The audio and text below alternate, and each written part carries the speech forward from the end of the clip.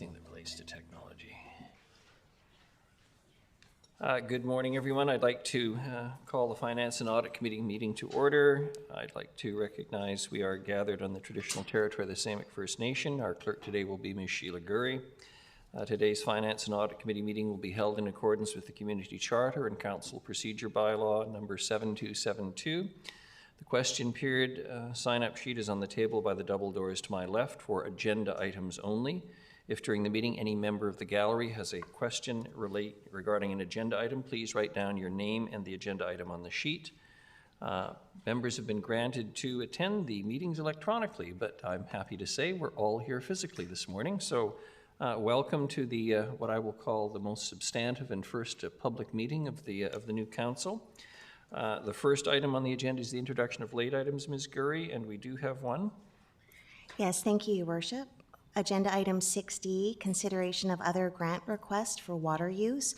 We're adding a delegation from Christopher Brown.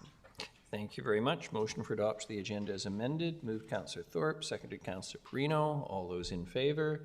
Any opposed? None. Motion carries. Thank you. Motion for adoption of the minutes is circulated. Moved Councillor Thorpe, seconded Councillor Hemmons. All those in favor? Any opposed? None. Motion carries. We have no delegations that aren't related to agenda items. And reports are the first item. And the first is the update on city property acquisition from 2022 tax sale. Mr. Corson, good morning and welcome. Great. Thank you, Worship. Good morning, Council. So the report before you is an information-only report, and it pertains to several parcels of land that have recently transferred to the city through the tax sale process. Just give you a little bit of background information on how the tax sale process works. So every year, the last Monday of September, properties that have not paid their taxes for the previous 3 years are put up for bid. And if you look at the news bulletin, you'll see usually in the beginning of September, there might be 40 or 50 properties advertised that are up for tax sale, and the finance team spend a considerable amount of effort tracking down the owners to ask them to make payment. And if they can't find the owners, they work with the banks or whoever else they have mortgages on the title with to try to get that money brought into the city so that the property won't go to tax sale. So generally on the actual day of tax sale, the list might have started with 40, 50 properties. Usually it's down to a handful of properties. And so that's quite a, again, real testament to the finance department working with people to make sure their properties do not go to tax sale. So when a property does go for tax sale, there's a bidding process, and whoever is successful in getting the property, they receive interest on that property for a year. So while if I was successful in purchasing a property, it actually rests with the owner. The owner has a whole year still of enjoyment of the property. It's at the end of the year, so really 4 years in, if they haven't paid their taxes, that property would transfer to them. But we do have a policy at the city where there's a provision under the community charter where if the city bids on a property, we can actually extend the deadline even longer by another 10 months, I believe. Yeah. So you actually almost get 5 years to pay your taxes. So the city is always an active bidder at tax sale to give people even more time to rectify their accounts. So in this case, there's 8 properties on McCleary Street that are behind the seniors facility, and the owner of those properties, which used to be the former Chinese dump site, so it's very unbuildable lands. Those lands went up for tax sale and no one bid on them. And they actually, when no one bids on them, they automatically come to the city. Now, those properties had a lot of issues with their titles, and it took us almost 8 years to work with the Attorney General to have those put in the name of the city. So really, properties are highly undesirable, contaminated and unbuildable. So we're fortunate to get those, I guess. And then the other 3 on your staff report relate to the St. George lands, which is the Chinese Memorial Cemetery. And those lands were supposed to be transferred to the city in 1976. Everyone assumed they were.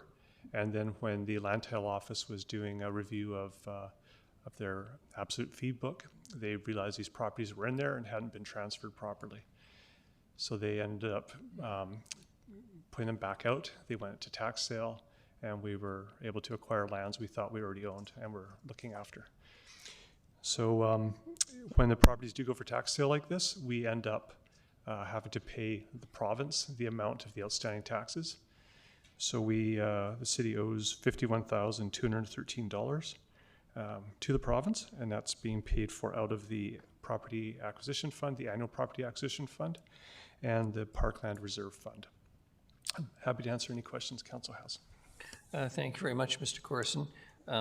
If I remember how the Sheet Act works, I take it the corporation was struck at some point in the process, and therefore the title reverted to the Crown at law, and that's why it's probably contributed to the length of time in order to acquire these properties. Well said, Your Worship. Yes, thank you. I must tell you, and I'm going to take a minute of council's time, one of the first ugly files I was ever confronted with as an articled student was dealing with property that was in the name of the New Vancouver Coal Mining and Land Company Limited on Bowen Road. The title to which it escheated to the Crown because the corporation was struck decades before. However, there was a special provision that if you'd improved the property, the current holder of the lease, which had been granted for 99 years, was entitled to apply to become the owner of the property. It was one of the most fascinating little bits of legal history I had to deal with. You have to get an order in council from cabinet. So this is actually a very interesting acquisition, but quite appropriate, and no one's really suffering. So the city looks forward, I'm sure, to being able to deal with this land. I've inspired a few folks, so we've got Councillors Thorpe, Manley, and Brown in order, please. Thank you, Your Worship. Through you to Mr. Corson. I just wanted to, for my information, Mr. Corson, ask about the two remaining portions of the Memorial Gardens that you indicate are not at this point under the ownership of the city. Do you foresee a future report coming forward with options regarding the possible acquisition of those lands? And secondly, what's the role of the Chinese Memorial Society? Do they have any interest in the land or ability to control the land? Have you spoken with them recently? Yeah, so through Your Worship, Councillor Thorpe, yes, that is our intention, is to get those other two, to bring those two other parcels back under city title. They're being managed by the city as if they're city land. The current owner probably doesn't actually realize they own them. We know who the owner is, and we're talking to them on a few other files as well, so we'll be having those conversations with them. I'd expect a resolution to come forward within the next year for council. Good, thank you. And in terms of the society, yes, we have talked to the society, and very supportive. Of course, they felt they transferred these lands to the city in '76, so it's a bit of a surprise to them that the lands actually didn't transfer. I'll just comment and thank you for your work on this file. In my opinion, the Memorial Garden, the Chinese Memorial Garden, is a culturally significant piece of property to our city, and I think we need to take what steps we can to ensure its survival and continuing existence. Thank you. Thank you, Councillor Thorpe. Councillor Manley.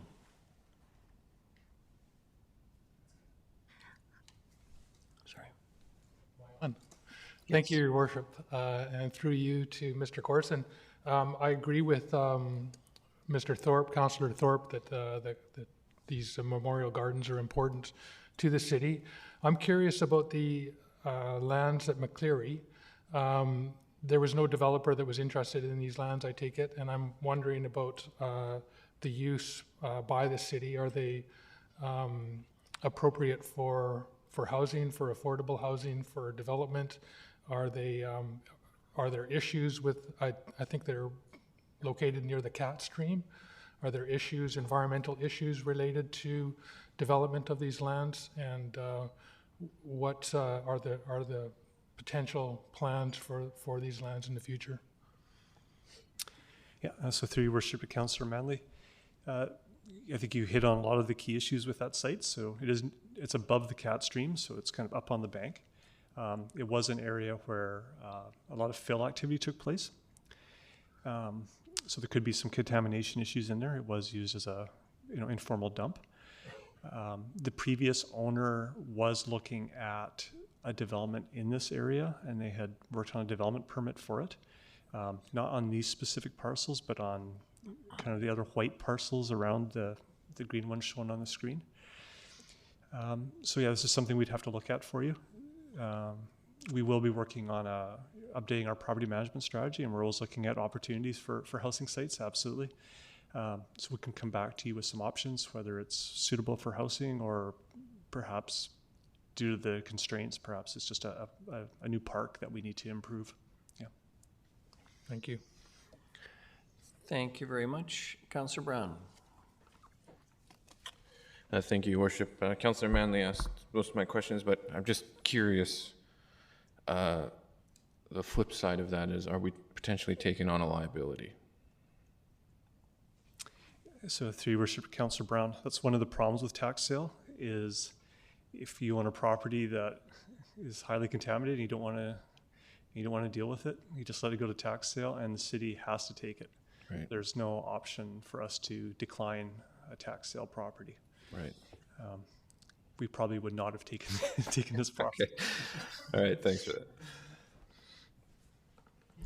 Thank you very much. The report is just for information only. Thank you, Mr. Corson. The next item is the Holland Road Utility Project. Mr. Sims, good morning. Welcome. Morning, Your Worship, Council. Thank you. This information report before you is just really a disclosure to Council around a transfer of budget funds within the current fiscal year or within the current budget. So essentially, projects are budgeted a year or two in advance. And just like we've seen across the globe, actually, the escalation of construction has been dramatic. When we do cost estimating at the time of budgeting, it's usually sort of average. We call it average unit prices. So a meter of pipe is X dollars, and so that's what we use. And that often results, as we go through the year, some projects come in a little high, some projects come in a little low, but normally we're just under the budget. And we're able to sort of move funds back and forth. We're in front of you, we've been in front of you this year in 2022, and we expect it'll be continuing with the uncertainty around construction costs for more and more budget transfers. So in this case, the funds have been transferred from existing projects within the capital plan. So there was $100,000 additional, or a little bit over $100,000 additional funds required. So we transferred them from some water projects that came in under budget, as well as a storm drainage project that needed to be canceled and pushed out for affordability reasons. So essentially the project is a renewal. It's part of our asset management program. It's a renewal of aging water and sewer infrastructure. I'd be happy to take any questions if there are any. Thank you, Mr. Sims. I'm not seeing anyone asking questions. You're off easy this morning, I think. Yes, thank you very much. The next is the acceleration of the Community Safety Officer's Vehicle Project from 2023 to 2022. Again, Mr. Sims, please.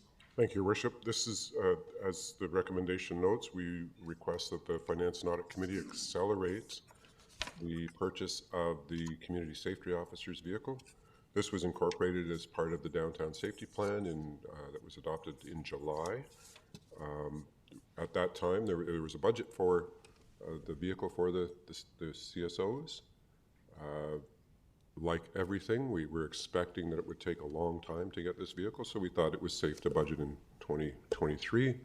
We were pleasantly surprised when it was delivered within a few months, and so we have it in our possession, and the purpose of the recommendation is to ask for your approval to spend the money now instead of in 23. Thank you very much. Moved by Councillor Armstrong, or is it the question first? Move the recommendation? Yes. Yes, and seconded Councillor Hemmons. Councillor Eastmere. I just had a question about the vehicle. What kind of vehicle is it?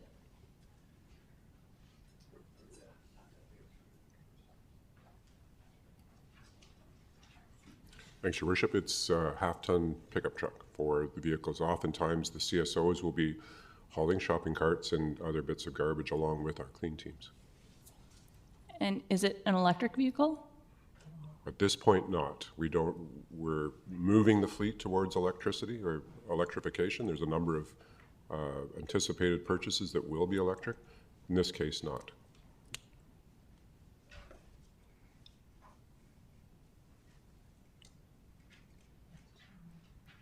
Councillor Eastmere, you're finished? Yes, thank you. Councillor Perino and then Councillor Gesselrod. Through you, Your Worship, Mr. Sims, I'm just wondering, this vehicle, you didn't have to pay for it in 2022, like you didn't have to pay for it before, or you're just having to pay for it now? Is that the idea? But we have it on site. Your Worship, to Councillor Perino, that's correct. We order it and pay for it when we receive it. Okay, thank you. No. And Councillor Gesselbrock.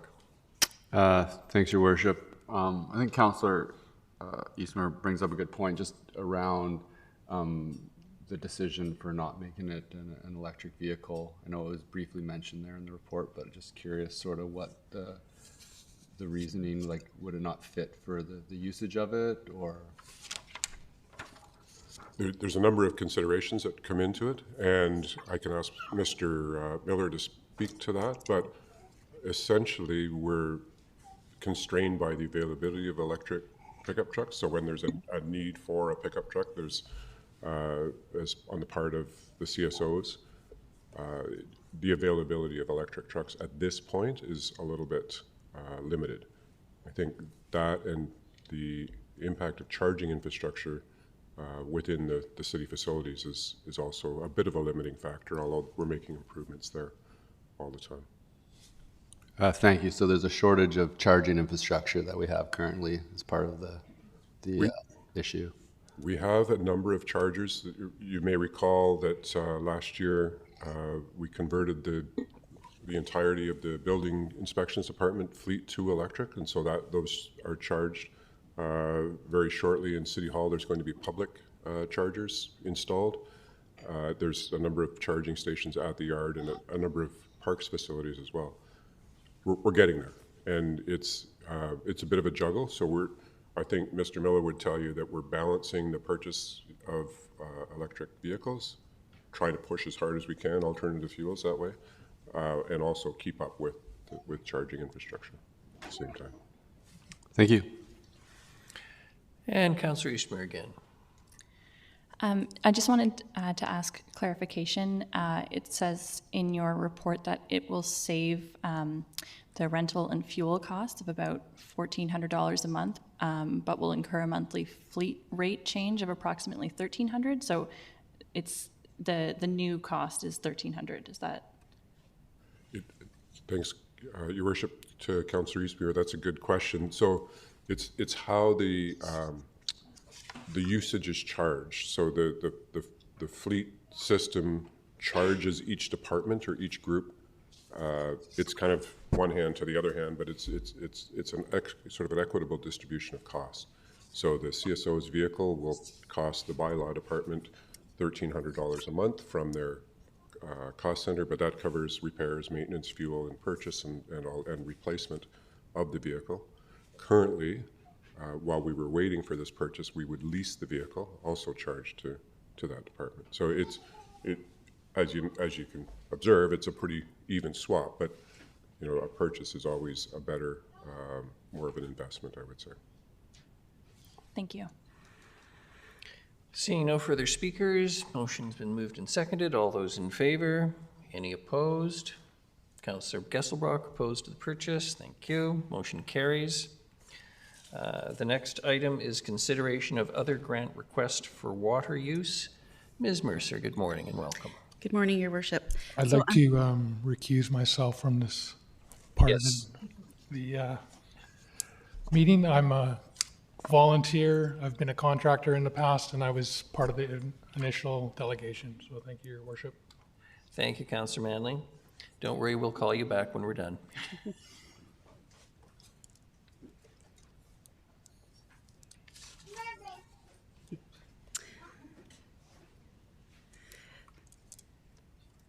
Ms. Mercer, Ms. Slater, good morning, please. Good morning. I'm going to turn it over to Ms. Jamie Slater to go through the highlights of this report and the recommendation. Oh, check. Good morning, Mayor and Council.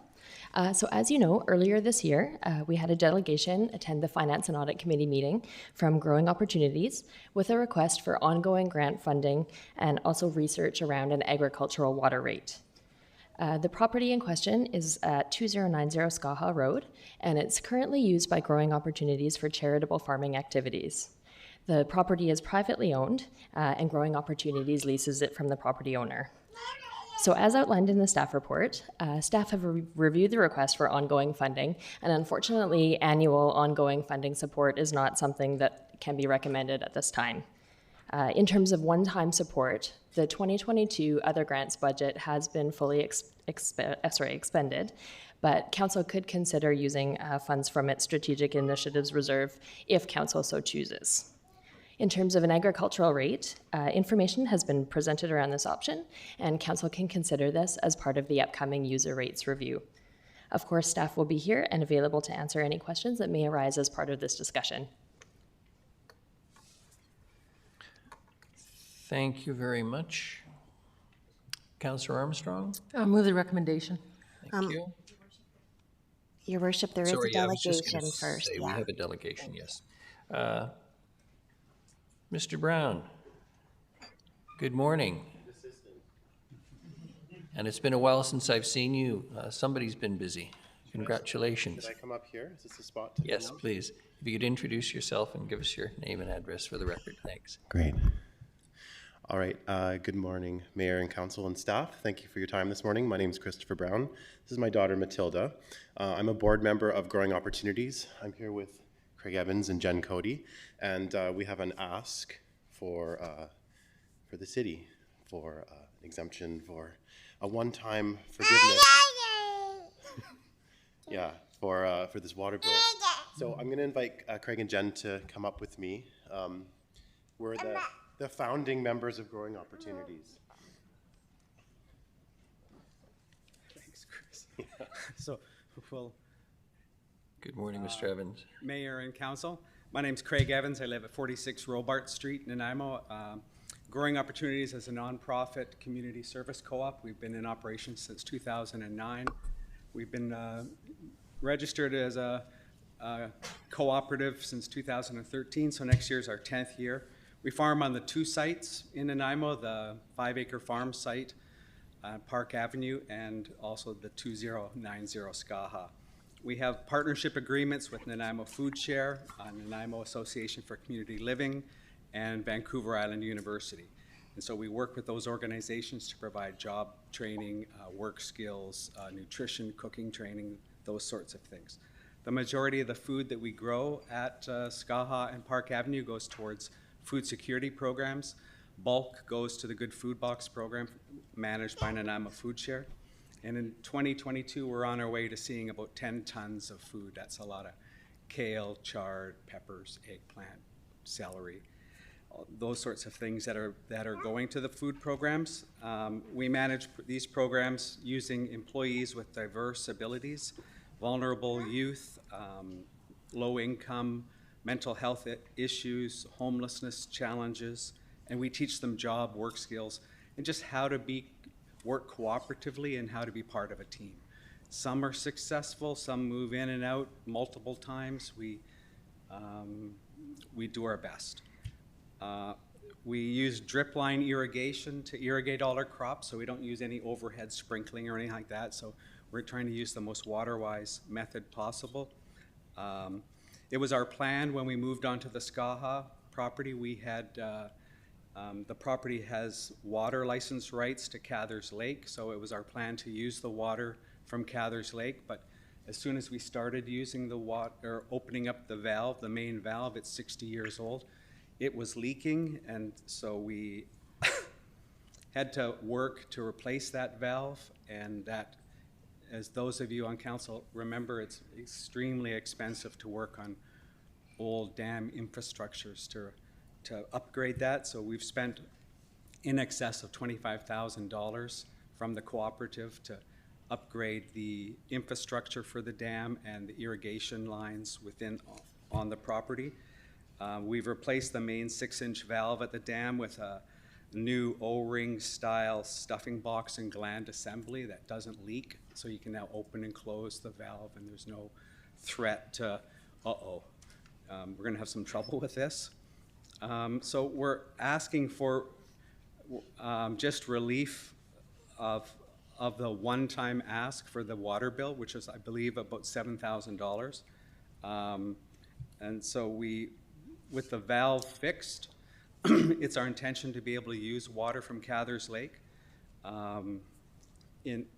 during the shoulder seasons. We don't want to take the water during the height of, when it's not flowing over the spillway, because there's painted turtles now have moved into Cathers Lake, and we're working with Mabry to try and understand the environmental considerations that we need to know in order to manage the water from that lake. There's a lot of milfoil, there's groups, residents who've built docks on the water reservoir, and there's, we have to make sure we sort of to form like a Friends of Cathers Lake association that will then ensure that the water quality is safe and secure for use. We have to filter it before it goes through drip lines, that sort of thing.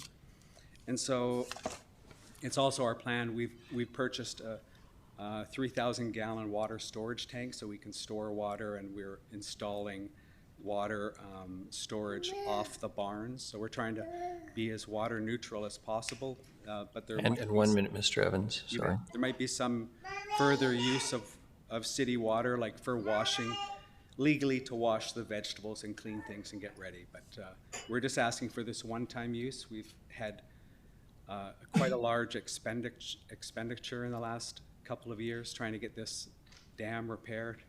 So there was a leak in the line, which we were told was probably happened when the city was putting their lines underneath our line.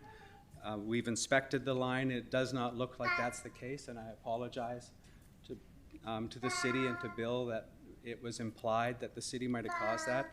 It is a pressure relief valve that has wore out and will need to be replaced as well further down the line. So we've got that managed, and I'm here to answer any questions you might have. Thank you very much, Mr. Evans, and I appreciate your attendance this morning. I know it's a challenge for you. Councillor Armstrong. Thank you. I just want to seek some clarification because the motion that we had is to do operating costs yearly for you. You're not asking for that now, you're just asking for the one time? That's correct. Okay, so I would like to withdraw my, move that recommendation because I will amend it if possible. Oh, it wasn't seconded, never mind. It's never been seconded yet. I think I'm going to allow a few questions first. I suspect that others have some questions. Councillor Perino, Hemmons, and Gusselbrock in that order, please. Thank you so much for coming down this morning and explaining some of this for us. So do you expect to be up and operational next summer with the water from the lake? Well, we want to make sure we have all the information we need before we start drawing down or using the water. And so it's our intention to be, but there's a lot to consider. So we have to have we have the filtration equipment, we have all the parts and pieces. It just has to be put together and up and running. Thank you. Thank you, Your Worship. Councillor Gusselbrock. Thank you. Just building off a couple of questions that Councillor Perino asked, and then some more. Just with the considerations that you do need to look at, are there like the water that's in the dam? Because I know this food's being grown and then distributed into the community through the Good Box program and that. Is there contamination of the lake that needs to be considered? And I know you mentioned some environmental considerations. Just you bet. And the lake, the reservoir water will need to be tested, both at the dam site and at the end of the pipe to see what standards they are, and all water usage for farm use, there's certain standards that's required. And so if it doesn't meet those standards coming out of the pipe, it has to be filtered and treated to a stage that it meets the minimum standards for agricultural use. And so I'm not too concerned about the contamination issue, but I just want to make sure all residents know what's up, so we don't run into any problems of people applying something on their lawns or, having compost piles too close to the back. And Ben, I'll just add to that as well in terms of, like, there are some standards where we would require to have city water usage. That would mostly be washing of the vegetables, because we know that in order for us to process those vegetables and make them publicly available, there's food safety standards that require us to use city water in order to do that. Okay, great. Thank you. I'm sorry, just for the record, if you could just introduce yourself and I will. thank you. My name is Jen Cody, and I live at 46 Robarts. Thank you. Great. And just in terms of the numbers of folks that are employed or volunteering that are working on the farm, like their backgrounds, you just give a little bit more on that? You bet. So the number of employees vary throughout the year. We're winding down now, so I think there's probably about 8 people at the farm. In the summer, we had up to 25 people, and they're on various employability contracts, either Canada Summer Jobs, Work Experience Opportunity Funds, programs where part of their wages are subsidized as well. Many of them have very severe work issues, and so we're just training them to be part of the team, to work together. They get to take food home with them. If they don't know how to cook it, we have an outdoor kitchen. We can show them how to prepare it. If they need a frying pan, we make sure they have a frying pan. We just try and provide those life skills to people who don't have them. And then some of our community partners also provide programming at the farm as well. And so NACL has an ongoing program where some of their participants come out to the farm on an ongoing basis weekly. And there's also the West program with VIU, has students that come as a part of their rotation and their training with employability programs, and Food Share does the same. So, and then we also have like other community volunteers so it's open to everybody of all abilities, and many of the people that we employ are people who have challenges and disabilities. Okay, great. And then just finally, the food that's produced, like what percentage, where is that going exactly? And like for folks that maybe you bet. So I would estimate, although about 80% goes directly to the Good Food Box at a subsidized rate. It's about 1/3 the retail cost of veggies, so they can pack the boxes with more food. Is that a food share program? Or? It is run by Nanaimo Food Share, and so sometimes we provide 2 or 3 items, like maybe peppers, tomatoes, kale. The next week it could be, eggplant, celery, Swiss chard, those sorts. We kind of mix it up week after week. We're just running at the very end, so all we have now pretty well is kale and chard. But and then we've received funding from the Canada Women's Foundation to hire women entrepreneurs next year to manage a farm gate crate program to try and move some of our produce at a higher price in order to those who wish to be supporters, so we can recover some of the costs. And that money goes to back to the organization to pay wages and run the organization? That's correct. That's right, yeah. And then the other 30% is like market gardens, like farmers market sales or sales to restaurants, those types of things. But the nice thing about the farmers markets is it allows us an opportunity to just sort of be interacting with people in the community and just do that education and promotion and the piece around inclusion. So it offers another opportunity for people who would like to have job experience where they're handling cash or interacting with the public, then they have that type of opportunity as well. Awesome, thank you. Thank you, Councillor Eastmere, and then Councillor Armstrong. Appreciate you sharing the infrastructure upgrades that you've been working on, and talking about the conservative approach you're taking to water usage with the drip irrigation. And I wanted to ask about the 3,000-gallon water storage tank. Is that primarily for potentially water from the lake that would come from shoulder seasons, or is there an element of rainwater capture happening there? Yeah, no, so the 3,000-gallon tank is for, so we can fill it, let it settle, and then and then filter the water that's left sort of above the settled portion in the tank. From Cathers. From So it's Cathers lake water, okay. That's correct. Thank you. And we're still capacity building, sorry, I'm like still standing here. New chapter, right? We're still capacity building, we're coming into our 4th growing season. So we basically turned hay fields into productive growing areas. And so we're coming into year 4. And good things are coming. Councillor Armstrong. If there's no other questions, I'd like to make a motion.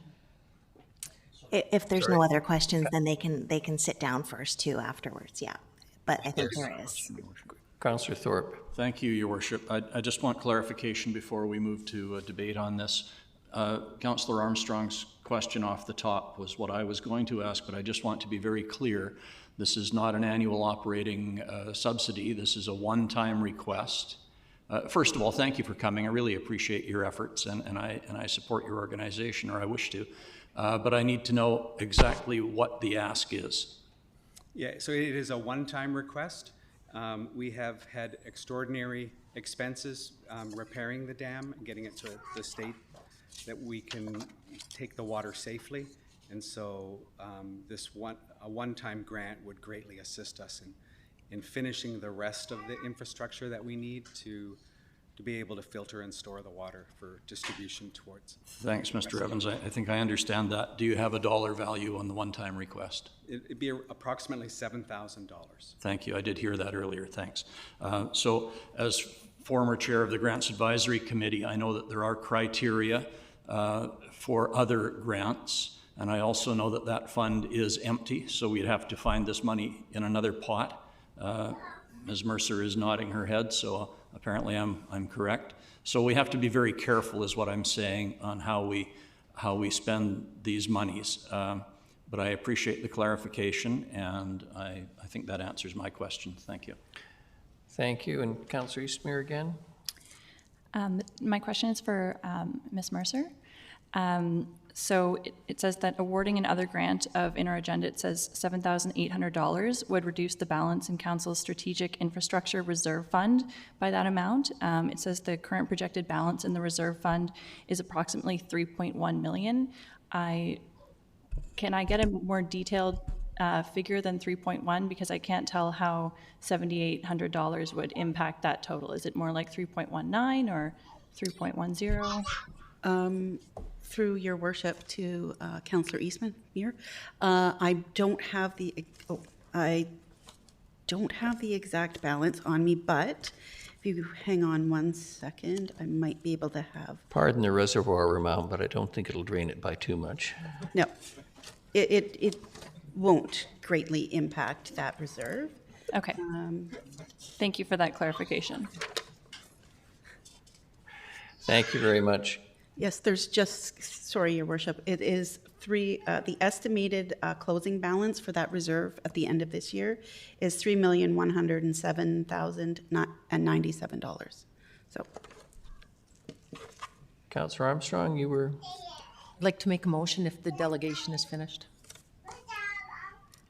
So they could have a seat, Your Worship. Sorry? They can have a seat if you're done with sorry, questions. please, yes, do sit down, relax for a minute. And we have it. So I'd like to move that council approve, and I'm going to go with the terms of up to $10,000 in case there's an override that we're not aware of from the council infrastructure fund to go to the group as requested. Seconded, Councillor Perino. Speak to it if I may. Please. Yeah, I just think this is a really good project. I think it's really helping a lot of people. It's helping a lot of citizens that really do need food, and people that you don't normally think need food are going there. And for me, it's a very small amount of money that will do a lot of good. So I'm 100% in favor of this. Thank you.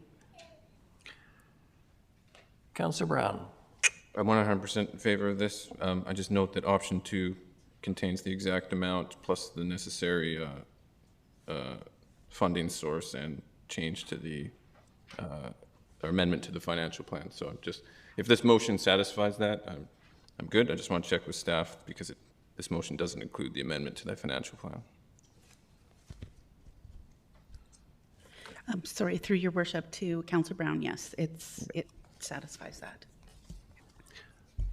Councillor Perino and then Councillor Gesselbrock. Thank you very much, Your Worship. I just want to say that this organization is truly an inspiration, and I appreciate the work that you do. I think that many citizens might not realize that the people that they employ often need just a little extra help, and you're there to give it to them. So I'm very impressed, and we'll be voting in favor of this. Thank you, Your Worship. Councillor Gesselbrock. Thanks. Just, to add to that, this organization is restoring farmland. Food security is a priority. It's employing folks that have barriers to employment, and then providing food to a food box program in the local community for folks that have difficulty accessing the food. So in terms of just integration amongst so many different needs, this is, it's rather brilliant. And I think that ongoing support from the city to help organizations like this should be something that would be very high on our criteria list. And I really hope that in the future our criteria list does capture what is happening here, because I think that is really important. So I'd just like to thank the work that's being done and definitely support this grant. And then we'll I have some questions for staff after. Thank you. Thank you very much. Before we vote, I just want to comment. And firstly, I want to thank the delegation for coming and everyone who spoke, and I appreciate the particular challenges that this brings.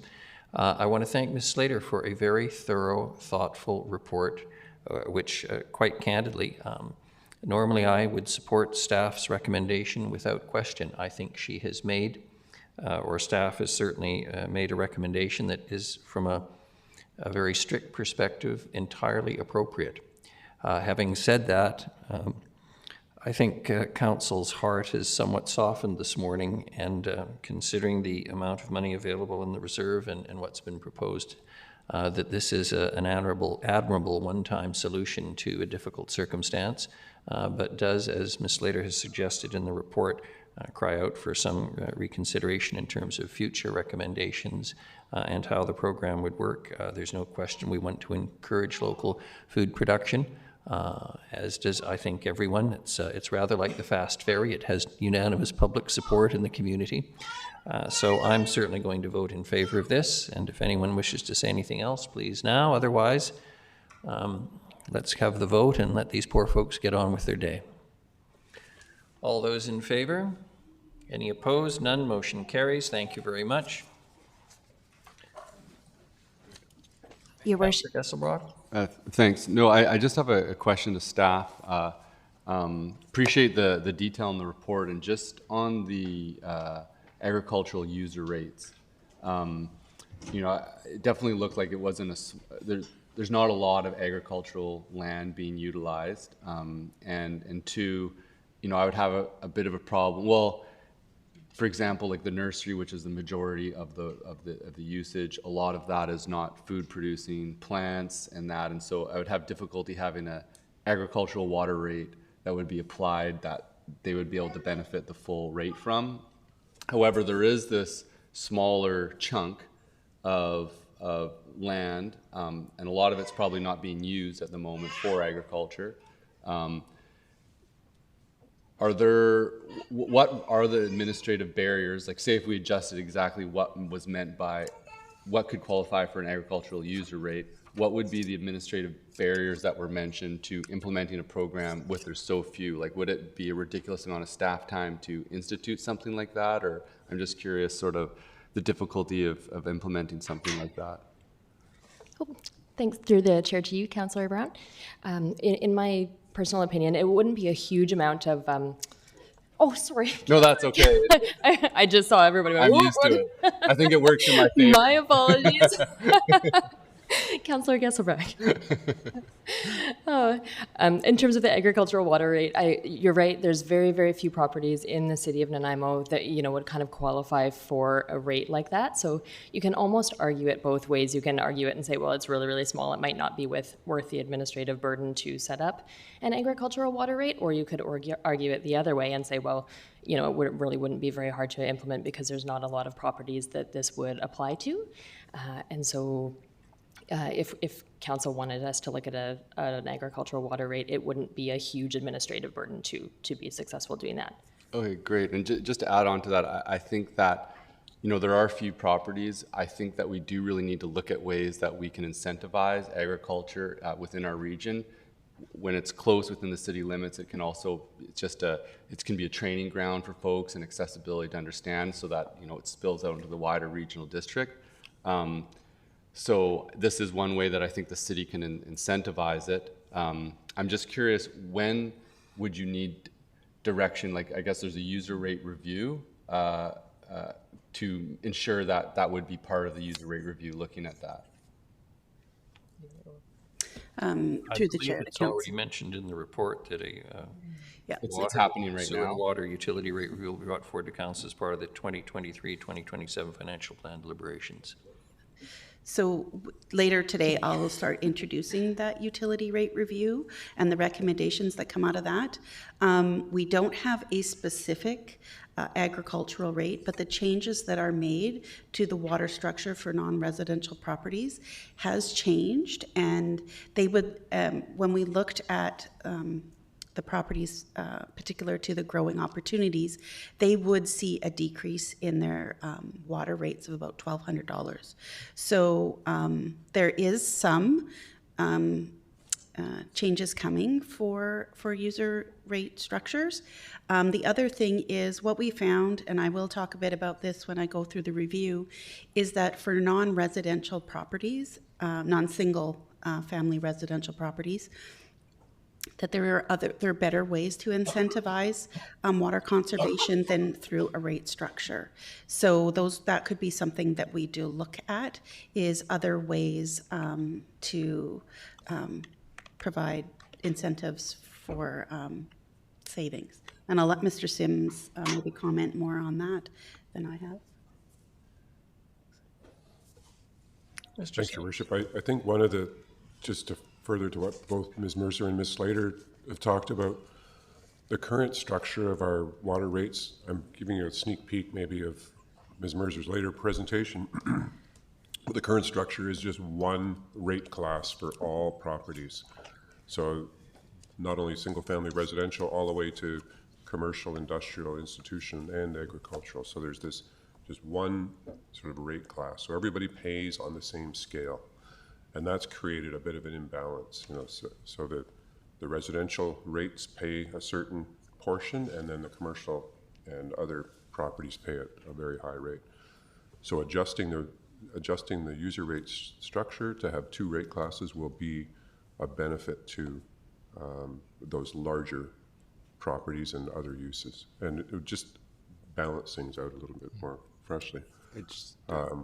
And then just further to the conservation piece, I think the premise is that single family or small residential has a very direct impact or direct control of conservation by, you know, or incentivize for conservation by increasing your fees, your water fees. And they have the most ability to adjust their behavior.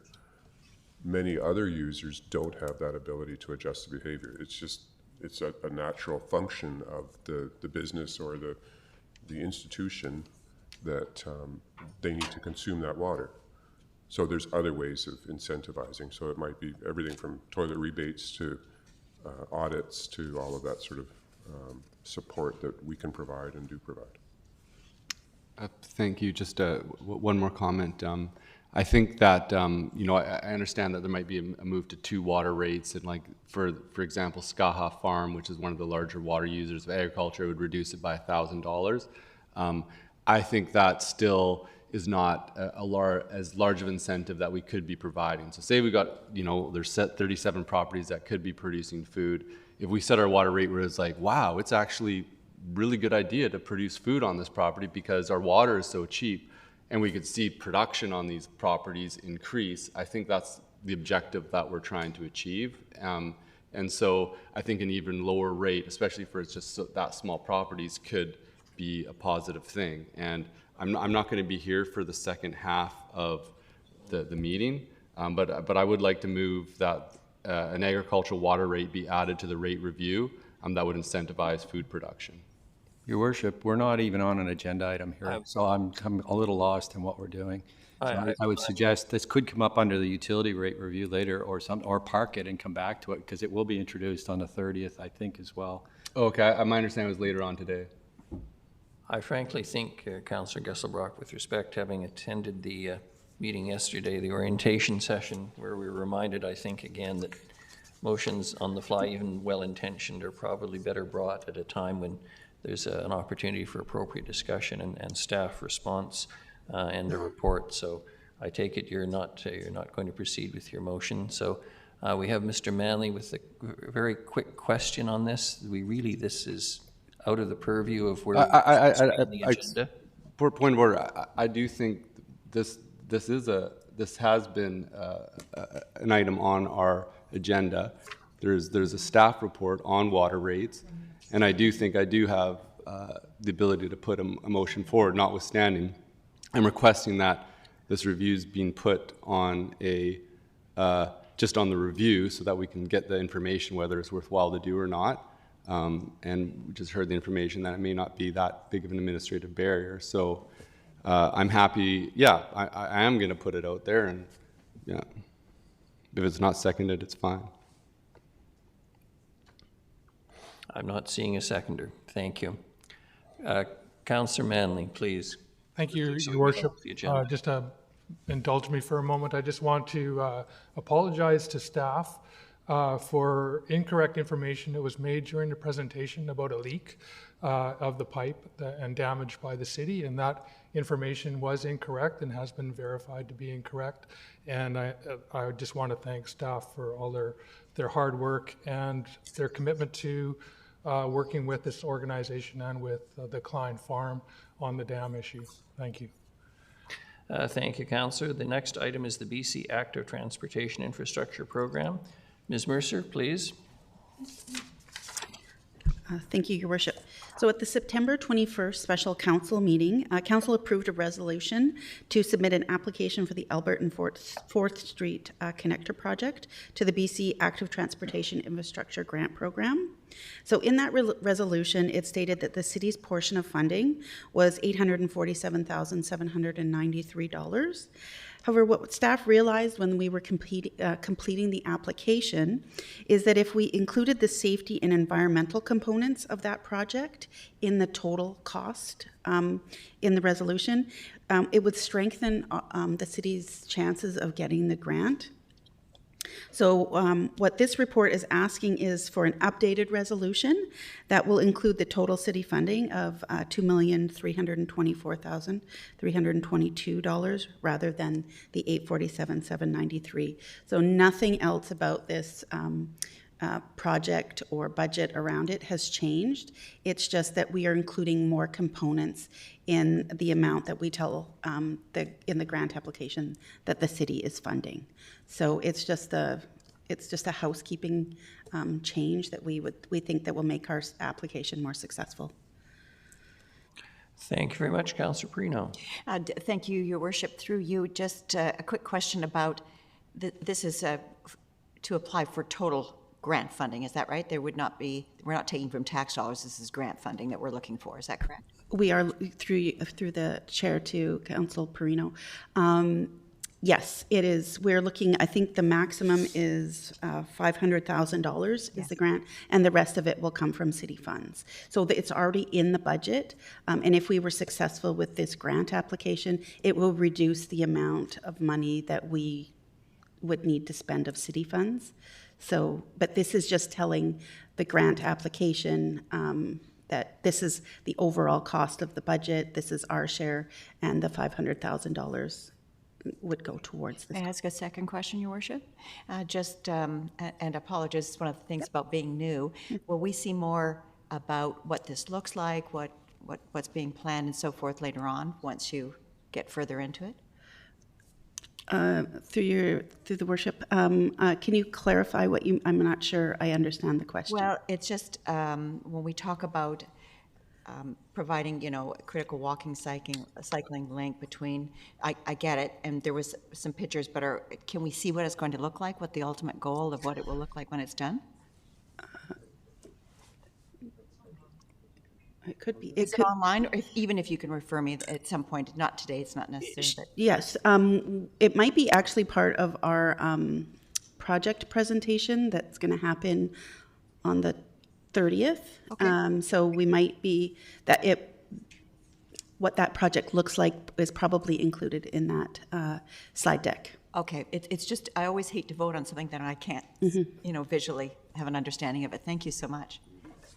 Thank you, Councillor. Councillor Thorpe.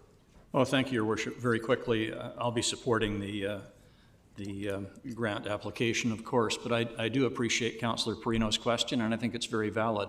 Although the information may be online, I think it's important that Council has a clear understanding of what any of these large projects are going to look like and the full impacts that they're going to have on our community. So I think it's a very valid question, and I look forward to that information as well. Thank you very much. Would someone care to move the recommended motion? Councillor Hemmons moved, seconded Councillor Armstrong. Any discussion? Seeing none, all those in favor? Any opposed? None. Motion carries. Thank you. We're now on to presentations. Your Worship, I was just wondering if this would be a good time to have a 5-minute break, because the next session will be quite long and some people may appreciate that. I think that's a very good suggestion, Mr. Rudolph. I seem to be getting some thumbs up around the table too. Let's take the morning break then, a little early.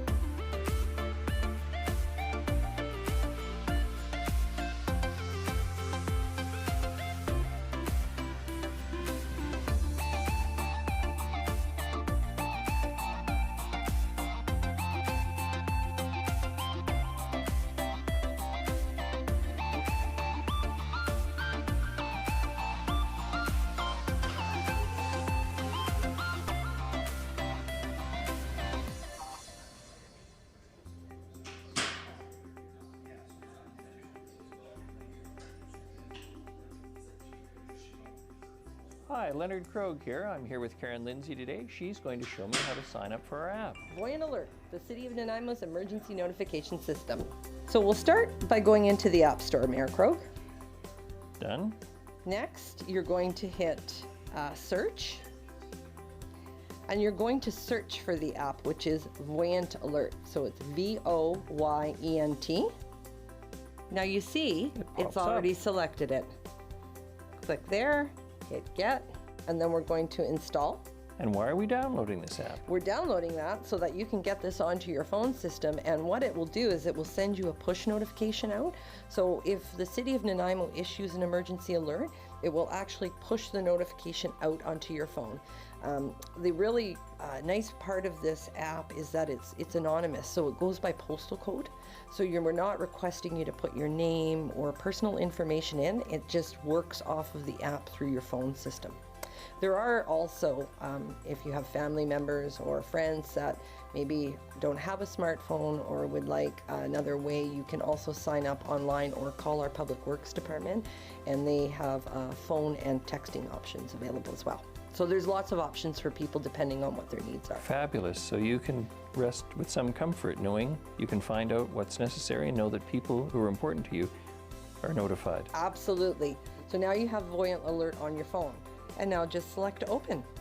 So the next thing you're going to do is you're going to tap in the postal code that it's prompting you. All right. So you just click on there and start entering. And then find on a map.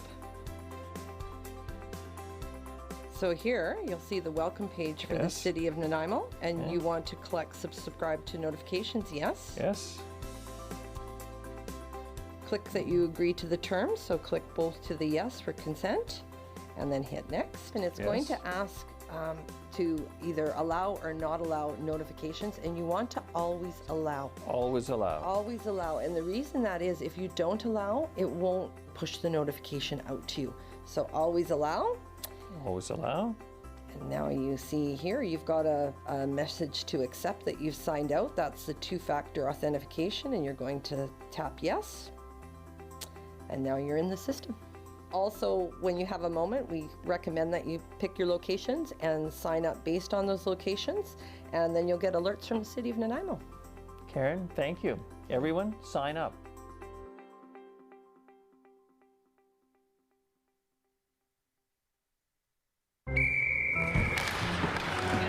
Down here, okay? There we go. Oh, hey, Tiana. Hey.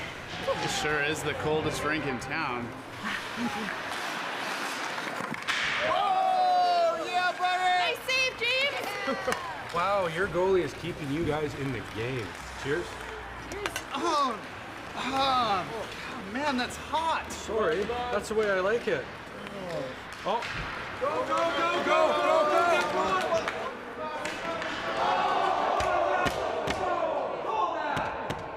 Penalty shot!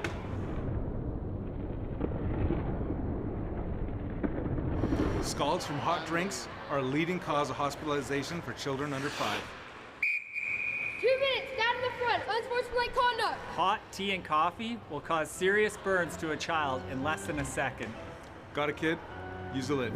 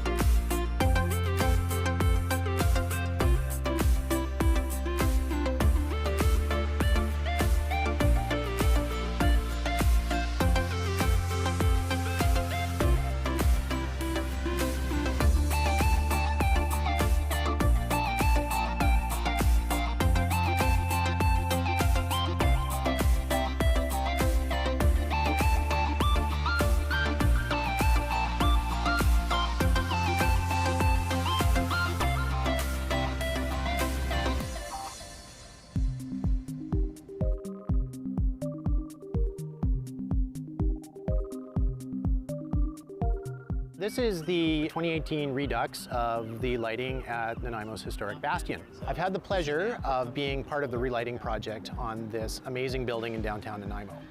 So what we did is we've replaced the original high-pressure sodium lights, which basically did an okay job of lighting up the bottom 10 feet of the building, and replaced them with modern LED lighting that has the capacity to change color. We can run through a number of different colors that we have pre-programmed here in a pink, a purple, a green. Probably my favorite on here is Rainbow Chase for Pride Week. It'll actually run all the way around the building all the time. With this new technology, organizations can now request that the bastion be lit to promote their cause by going to the City Nanaimo website and following the instructions. Go to Your Government, Bastion Lighting Requests, complete the lighting request form, and submit. You will hear from us within a couple days if your request has been approved, and the bastion will be lit in the colors that you have requested. If you have any questions, please contact the Mayor's office at 250-755-4400. So the next time you're in downtown Nanaimo at night, come on and check out the new dynamic lighting at the Bastion.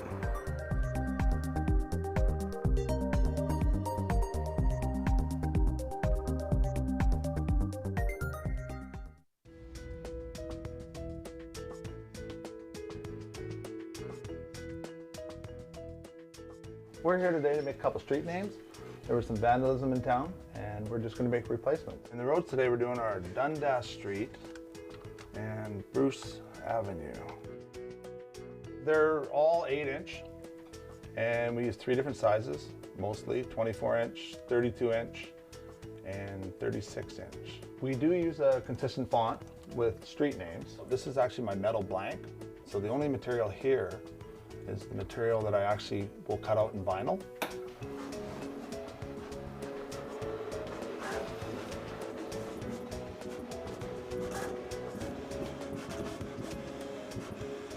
From here, we have to take out the vinyl that's not needed. which is the outer. So all we want to do is save the inside borders. From here, we actually have to put a transfer tape on it. And what this does is it allows us to take the blue vinyl and pull it away from the clear backing that it's on, so we can apply it to our aluminum blank. Now that we have our two sheeted piece of vinyl, we take our aluminum blank, which has high intensity diamond grade, which you can see behind me. We have all different colors. We have orange, yellow, white, depending on the type of signs. Most of our white signs are regulatory, and the yellow ones are warning signs. And right here, all I'm doing is pushing the transfer tape a little tighter to the vinyl. And then from there, we peel it back, our plastic, which basically leaves us with a big sticker. We put it on the aluminum.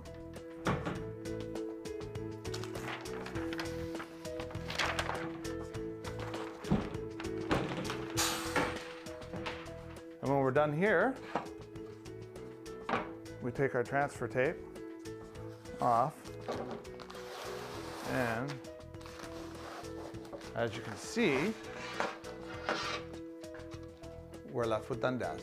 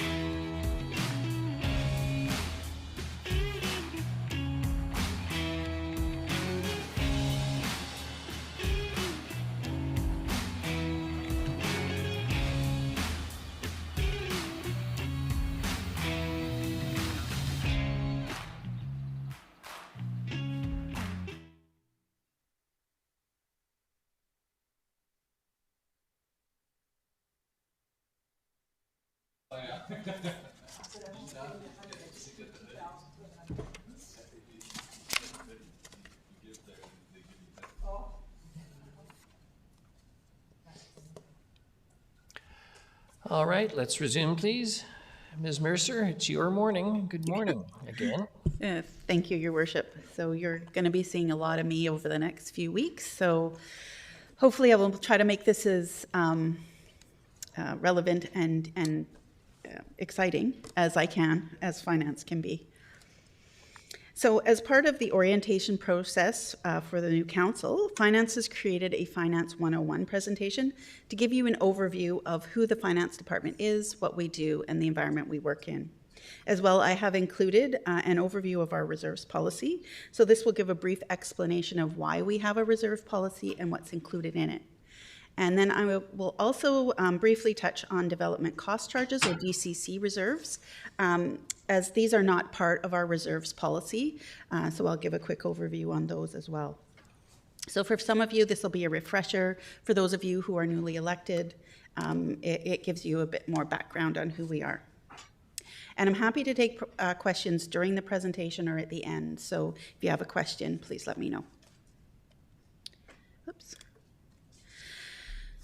So the first, we'll talk about the role of the financial officer. So Section 149 of the Community Charter requires that every municipality appoint a financial officer, and it specifically mentions the roles and the role and responsibilities of this position. So the duties of the financial officer are allocated to the various finance departments. And here is a list of some of the items that are outlined in Section 149. Whoops. So the finance officer also has some non-statutory roles, and listed here are some of those additional duties. So in a nutshell, the finance department safeguards the city's financial assets and provides financial support to all the city departments. So I won't go through each one of these in detail, but we basically take care of all the money and the assets for the city. So I'll give us a quick overview. We will talk about this next week when we go through our business plans, so you'll end up hearing this a little bit twice. But the finance department is made up of 43 staff members in 5 subsections, and all of which safeguard the city's financial assets and support city departments. So our first department is accounting services. So these are in no favorite order or anything. They are in alphabetical. Accounting services is managed by Mr. Dan Bailey, and his department is responsible for annual reporting, such as financial statements, our statement of financial information, our annual municipal report, etc. So most of our annual reporting comes from this department, as well as accounts payable, investments, and property insurance. So next we have business asset and financial planning, and that's managed by Ms. Wendy Fulla. And you'll be seeing a lot of Ms. Fulla in the next couple of weeks because her department is responsible for the 5-year financial plan and all of our long-term planning. Her department also looks after grant applications as well as asset management modeling. Next, we have our purchasing department, and that's managed by Ms. Jane Rushton. And her department facilitates all the purchasing processes for the city, as well as her responsibility is to look after all the inventory of the city. So then we have our revenue services department, and that's currently managed by Ms. Jamie Slater. And her department is responsible for the billings and collections of the city for property taxes, user rates, dog licenses, and our whatever other accounts receivable that the city has. The only thing her department doesn't look after money-wise is revenues from Parks, Rec, and Culture. And her department also maintains property information and cemetery records. And one of our most popular departments is the payroll department, and that's managed by Mr. Jeremy Orton, as his department produces a biweekly payroll every 2 weeks. So he also looks after the government reporting for T4s, record of employments, employee deductions, etc., as well as provides assistance to HR. So that, in a nutshell, is kind of the department overview. And I apologize now because you'll probably hear most of that next week as well. So finance timeline. So this slide is meant to represent a year in the life of the finance department. And I'm going to go, it looks blank right now, but we will start by talking about the financial plan. So at any point in the year, we are working on a financial plan, whether it's the current one or getting ready for the next one. There's always, at some point, we're always working on a financial plan. So for the 2023 budget process, it went as follows. So in January and February, departments start working on updating their 10-year project plan. So between January and say end of May, they work on getting updating all of the plans, estimates, and that kind of thing of their project plan, and then that is submitted to the finance department to see how we can fund that. In June, staff come to council for direction regarding the 2023 to 2027 financial plan. So any direction that we are given at that point, we take that away and we start working on our operating budgets. Between June and October, staff worked on compiling all of the information to present to council starting at next week. So the draft budget will be presented to council starting on November 23rd, with the hopes of having the provisional financial plan bylaw adopted in early January. So between January and April, staff will update the budget for better information and other council direction. And then staff will present the final budget to council in April with adoption needed before May 15th. So you'll see May 15th is kind of an integral, important date for a lot of the things that the finance department is legislated to provide. So next, we're going to talk about our year-end and financial statements. So the city's fiscal year-end is December 31st, and staff start working on getting the financial statements prepared for the auditors in January and February. So a lot of work goes into this for about 40 pages. It takes about 2 months and a bit to prepare. And the external auditors, who are KPMG, they're our current auditors, they come on site in early March, and they do their audit work. And then the financial statements and KPMG's audit finding reports are presented to council in late April or early May, with adoption needed again by May 15th. Next is our statement of financial information and annual report. So both of these reports need to be approved by council before June 30th, and that's per legislation. And finance staff start working on these in March once the preparation of the financial statements has finished. And the annual municipal report is prepared in partnership with the finance department and the communications department. So finance department works on all the numbers, communications works on the words and making it pretty, and that report is then produced. So just as a note on the annual municipal report, our 2020 annual municipal report was awarded the GFOA's Canadian Award for Financial Reporting, as well as the Popular Annual Financial Reporting Award. So GFOA is Government Finance Officers Association, and this particular one is the international one, so Canada and the US. And these awards recognize organizations that produce annual reports that are readily accessible, of high quality, and are easily understandable. So we were quite happy that we were recognized for that. And our 2021 report we've also submitted that for consideration as well, and we're still waiting to hear the outcome of that. So next we have property taxes. So levies for other governments are received starting in early April, and staff enter this information into our system. So we don't set the rates for Municipal Finance Authority, BC Assessment, etc. We receive that information and then we enter it into our system, collect for it, and then pay it back over to those organizations. So we start receiving that information in early April. And once the budget has been finalized by council, the tax rate bylaw can be prepared and presented to council for adoption. So like the financial plan, we have to have that property tax rates bylaw adopted before May 15th. Once it's adopted, staff start to prepare and send out tax notices, and this happens mid-May. Do you have any questions? Okay. Taxes are due the first working day in July, and a 10% penalty is legislated on any unpaid current year taxes. So in a normal non-COVID affected year, the city chooses to split the penalty into two 5% penalties. 5% due or is levied right after the due date, and then 5% approximately 6 weeks later. The last couple of years, we have played with the due dates on these as well as the percentage split to help relieve some of the burden to taxpayers due to COVID. And next we have our water, sewer, garbage user billings.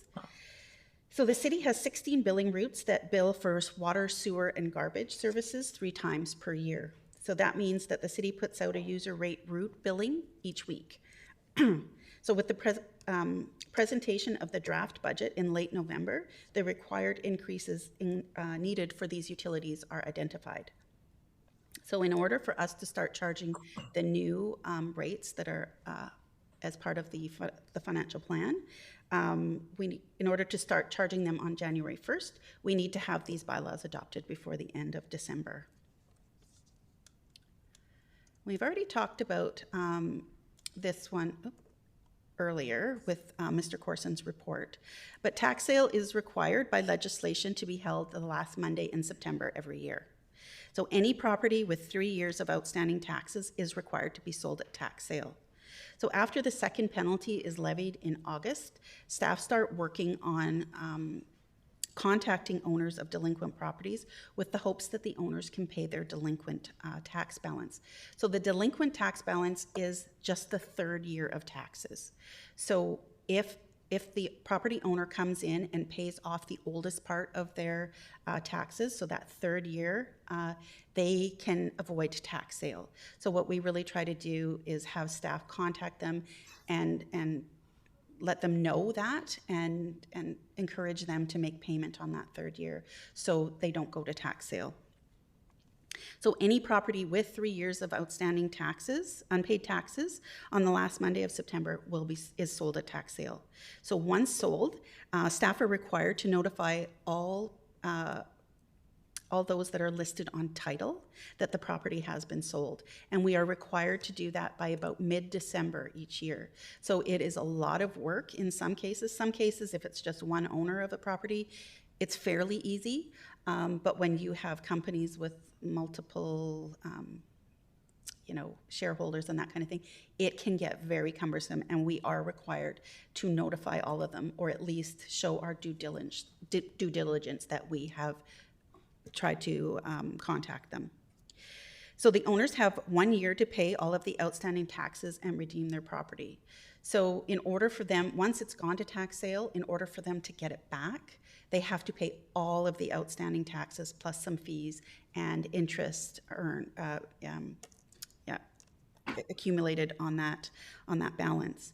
So if they don't, the property will transfer to the buyer of the property. Now, quite often, the city is by default the buyer, but in some cases, outside people can bid on those properties and be the buyer of the property. So most often, properties are redeemed, but occasionally they do transfer to a new owner. And you saw that earlier in Mr. Corson's report. So next we have payroll, and like I mentioned, super popular department because the payroll is run every 2 weeks like clockwork for all employees of the city. And the only legislated deadline that they kind of have in payroll is filing CRA forms, so our T4s, T4As, and those are due by February 28th each year.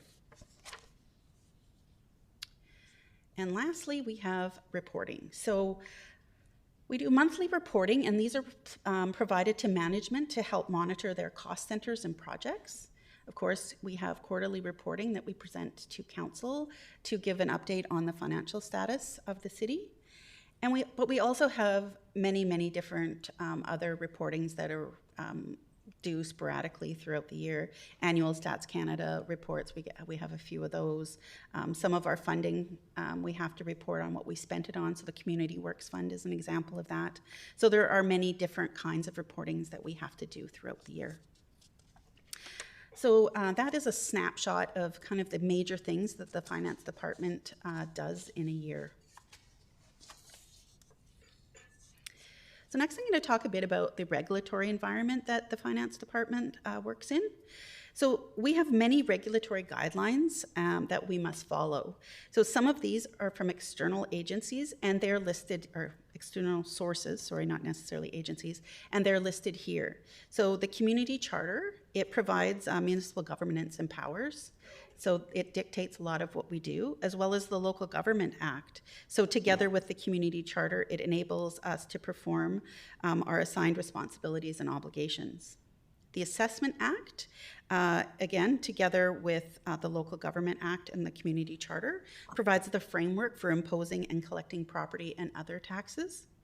And we have the Financial Information Act. So as I mentioned, we produce a Statement of Financial Information, or the SOFI Act, or the SOFI report, and it must be completed in accordance with this Financial Information Act. We have PST and Excise Tax Acts, and these tell us how and when to charge PST and GST. And we have a Public Sector Accounting Board, or PSAB as it's listed here, and they set the accounting rules for how we have to account for everything. So these are what our auditors really focus on when they come and do our audit, to make sure that we have followed all of PSAB rules. Oh, sorry. And last but not least, we have trade agreements. So we have several trade agreements, that govern our procurement policy and processes. So almost like every single procurement process that we have is guided in some way by trade agreements. And I did miss GFOA best practices. And again, GFOA is Government Finance Officers Association, and they provide us with policy and process guidelines. So if we're creating something new, this is one of the first places we'll go to see what best practices that they're recommending. Councillor Gesselbrock has a question. Yes. Thanks, Your Worship. Through you, I'm just curious. The trade agreements, are they like provincial, like a provincial agreement? Like where do those exist? The legislation. So they're international trade agreements. So they're federal. Like the one in particular is it gets brought up every once in a while, is the West Coast Northwest Partnership. Yes, the North American, which is now the Northwest Partnership Trade Agreement. Yes, they're all like international, with Canada, the United States, international trade agreements. So we must follow those rules. Right. So it does put some restrictions on how we run a procurement process. Yeah. Great. Thank you. We also have internal regulation guidelines that we must follow as well. And these come in the form of council and departmental policies. So policies that are overarching over the entire organization are considered council policies, and they would come before council to be approved. So for example, our procurement policy would be one where we would come to council to have that approved. So policies that deal with more day-to-day operations are considered departmental policies, and are approved by the Director of Finance and the CAO. So an example of this is our petty cash policy. That wouldn't be something we would bring to you, but internally we set out how we're going to do that. So this list is not exhaustive, but it does provide some examples of the prominent policies and bylaws that the finance must adhere to. So of course, I've already talked about the 5-year financial plan bylaw and the property tax bylaws, and those allow us to spend and tax. But we also have our procurement policy, which establishes the rules around how we purchase our goods and services. So again, trade agreements play a big part into this. And our new sustainable procurement policy that was instituted in 2021, as most of you know, and that leverages the city's procurement activities to advance a range of environmental, social, and environmental objectives from the city's strategic plan. Another important one is our asset management policy, and it describes the principles and framework adopted in applying asset management to achieve the organization's strategic objectives. And this policy feeds back into the 20-year investment plan, and that tells us how much of a funding gap we have with regards to our assets. Some examples of finance department policies are travel and expense policy. So again, this is an internal policy and it provides employees with specific guidelines around covering city travel. We did bring this to council for just to show you what we were going to do, but it really is an internal one. Councillor Manley has a question. Yeah, I'm just curious through you, Your Worship. Do we have a local procurement policy, and I know we're impacted by the trade agreements for certain thresholds where we have to open up for international bidding. Is the thresholds around $250,000 for bids, or we don't have an internal policy? No, through the worship to Councillor Manley, we do not have a local preference policy, and the trade agreements dictate that we don't. So a procurement process is a procurement process, and they're awarded points based on their bid rather than, they don't get extra points for being local. Okay. Okay. And these are some of the policies that we're currently working on. So the one here that you will see hopefully early in the new year is our debt policy. So this is to establish responsible governance for debt management. So we do have a draft policy and we are hoping to come to council in 2023 to have this approved. One of the departmental policies we're working on is a hospitality policy, and that just will provide some guidelines around what's considered a hospitality expense. So the finance department works in a very collaborative environment and interacts with a variety of different people. So we collaborate a lot with city departments. So I, as the director, take part in the senior management team. And all departments, all finance areas work with city departments on reporting and budget preparation. Purchasing provides procurement support to all areas of the city, and as well accounts payable deals with all departments with the processing of invoices. And we also assist with city projects, so we're often a collaborator on many different city projects. And some of the updates relating to the asset management and 20-year investment plan updates, as well as the DCC bylaw update and Parks, Rec and Culture user fees are some examples of the ones that we have just worked on or are just starting to work on. We also interact with a lot of external contacts as well. So property owners, we probably have contact with them daily through Ms. Slater's department in Revenue Services, and they speak to property owners regarding taxes, user rates, accounts receivable, and dog licenses. And the same kind of goes for business owners as well for similar purposes, tax, user rates, accounts receivable, but also accounts payable. We interact with senior levels of government for grant applications as well as reporting. And of course, we have a lot to do with regional governments, such as like the RDN, and they provide, we get debt through them, and we provide tax collection and various other agreements that we have with them. So there's a lot of interaction with outside organizations. So the municipal world, as many of you know, is very collaborative, and we leverage off one another. So the theory is kind of why invent the wheel when somebody else already has, and we do a lot of sharing. So if someone else has created something, they will often share it with others. So we were all using best practice, and so it's good to have a network of peers so you can keep it current on what best practices are. So the city levies and collects taxes for all of the items listed on this slide. And we tax for our own services, but we also collect taxes for others as well. So in some cases, the city is just a tax collector, and this is the case for school tax, BC assessment, municipal finance authority, and hospital levies. So while the school tax payment is paid over to the province, the city does have a lot of interaction with the school district, with School District 68 on projects and initiatives. For the Old City Quarter and the downtown business improvement areas, We are the tax collector, but we also have other interactions with them as well. And for example, the city worked with the Old City Quarter on security initiatives in the downtown.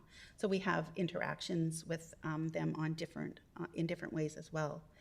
So with the RDN, the city participates in many of the RDN functions as well, as many of you know. And some of the services each of us provides is similar, but authority is separate. So we have several partnerships with the RDN, and we have the Central Island 911 partnership, and that provides Central Island 911 services, and that also includes the Cowichan Valley Regional District as well. We also have some cost-sharing agreements, and an example of this is the Regional Recreation Agreement. So there is acknowledgement that non-city residents that live in the RDN use city facilities and sports fields and parks. And this agreement provides payment for their share of the operating costs. The city also has other kinds of financial relationships as well. So as you know, we have 3 external agencies that the city is involved with. So the Nanaimo Prosperity Corporation, the Nanaimo Tourism Society, as well as the Nanaimo Systems Planning Organization Society, have all been recently formed at our various stages of operations. And the city provides funding and has voting representation in each. So Mr. Corson will be giving giving presentations on each of these on the November 30th budget day. So some other organizations that we have relationships with are with Snuneymuxw First Nations. There are several service agreements that include fire, water, and sewer. We also have a relationship with the Nanaimo Port Authority as they pay us a PILT, or a payment in lieu of taxes, for the properties they occupy. And the city has a board representative there.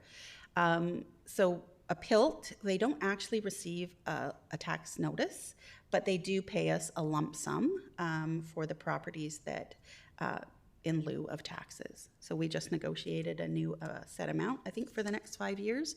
So we will get an annual payment from the port in the form of a PILT. The city collects a 3% hotel tax via the province on short-term accommodation rentals in the city. So the majority of this money that is collected is paid over to the Nanaimo Hospitality Association to provide funding for local tourism marketing programs and projects. And so they work collaboratively with other organizations in the tourist sector. The city collects taxes for the Vancouver Island Regional Library, and as Councillor Hammond knows, that we have a board representative there as well. And of course, we have the Vancouver Island Conference Centre, which we have a contracted operator for the facility. So there are other organizations that we interact with as well, but this list provides examples of how the city interacts financially with outside organizations. So council is responsible to ensure that the municipality meets all the financial requirements established in legislation. So this slide lists the typical items that the finance department brings to council for approval and adoption, and these allow council to meet its outlined responsibilities. So the Asset Management BC conference that I attended recently also reminded me that council has a role in asset stewardship as well. And so the city has an asset management policy and strategy, and both outline council's responsibility in this area as well. So the policy outlines that council is responsible for the adoption, periodic review, and updating the asset management policy, maintaining the necessary corporate capacity to support elements and practices of an asset management system, as well as setting priorities and articulating community values to city administration. So to this end, staff will be bringing the results of the latest asset management update and 20-year investment plan update to council, hopefully in the spring with the final budget. And this will provide council guidance at the time on recommendations to implement relating to the outcomes of that update. So the reserve policy plays such a large role in funding of projects and initiatives. We thought we would walk everyone through the reserves policy as a refresher. So also attached to your agenda was a copy of the reserves policy, as well as a summary of a listing of reserves for easy reference, because I do have slides, but they are really hard to read. So I attached the that for your reference. There is an administrative update we need to do to the reserve policy, and I'll touch on that in a little bit. So the city has over $3 billion in assets that help to deliver services, and we use long-term planning to ensure that the city is able to deliver these services long into the future. So long-term integrated planning processes are in place to help council with decision making. So reserves fit into a planning framework and are included in our existing planning processes. So planning tools such as the 20-year investment plan are used, and this plan is based on assumptions around useful life and replacement costs, and it is updated every few years. As I said, there's going to be an update in 2023. And the purpose of this is attention directing. So the last time we brought it to council's, the update to council's presentation, is it showed us that we needed to continue 1% tax for asset management. We needed to continue that. So it does provide input into our financial plan on continued asset management funding. Then we have our 10-year project plan, and this is updated every year by departments with better information and council priorities. So as council priorities change, we try to incorporate those into the project plan. We also have master plans, and the new city plan is an example of a master plan that will influence the city's long-term financial plan. So as initiatives and strategies that come out of that, those will have an impact on our financial planning. And this brings us to the 5-year financial plan. And really, this is a culmination of all the plans, and it gives us authority to spend and do business based on all of the inputs from all of those other plans. So why do we have reserves? So if we didn't have reserves, we would have wild swings in property tax and user fee increases, and depending on what projects were budgeted in each year. So really, reserves help smooth out those increases for property taxes and user fees. So they mitigate risk for things such as uncollected revenues or sudden unplanned expenditures to deliver services. And they provide funding for equipment, infrastructure, investment, as well as strategic initiatives. So the purpose of the reserves policy is 4 things: to establish responsible governance for the city's reserves, establish roles and responsibilities, define principles and objectives for reserves management, and to ensure that the city's reserve management is compliant with statutory and legal requirements, as well as PSAB standards. So we have to make sure we're also meeting all the accountants' rules around how we account for things. We have 2 types of reserves, and the first type is operating reserves, and those are usually created through an allocation of surplus, and statutory reserves are created through a bylaw. Now, some statutory reserves are required by legislation, while others can be created by council. So the main difference between the two is statutory reserves are more structured and cannot easily be reallocated where operating reserves can. So there is rules around what goes in and comes out of a statutory reserve, whereas an operating reserve is much more flexible in how we can spend that money. Interest is included or is accumulated in each statutory reserve, whereas interest income earned on operating reserves goes into the general revenue to reduce taxes. So when the reserve policy was adopted, a framework was used to structure the policy, and it's listed here by grouping by common purposes, GFOA best practices, etc.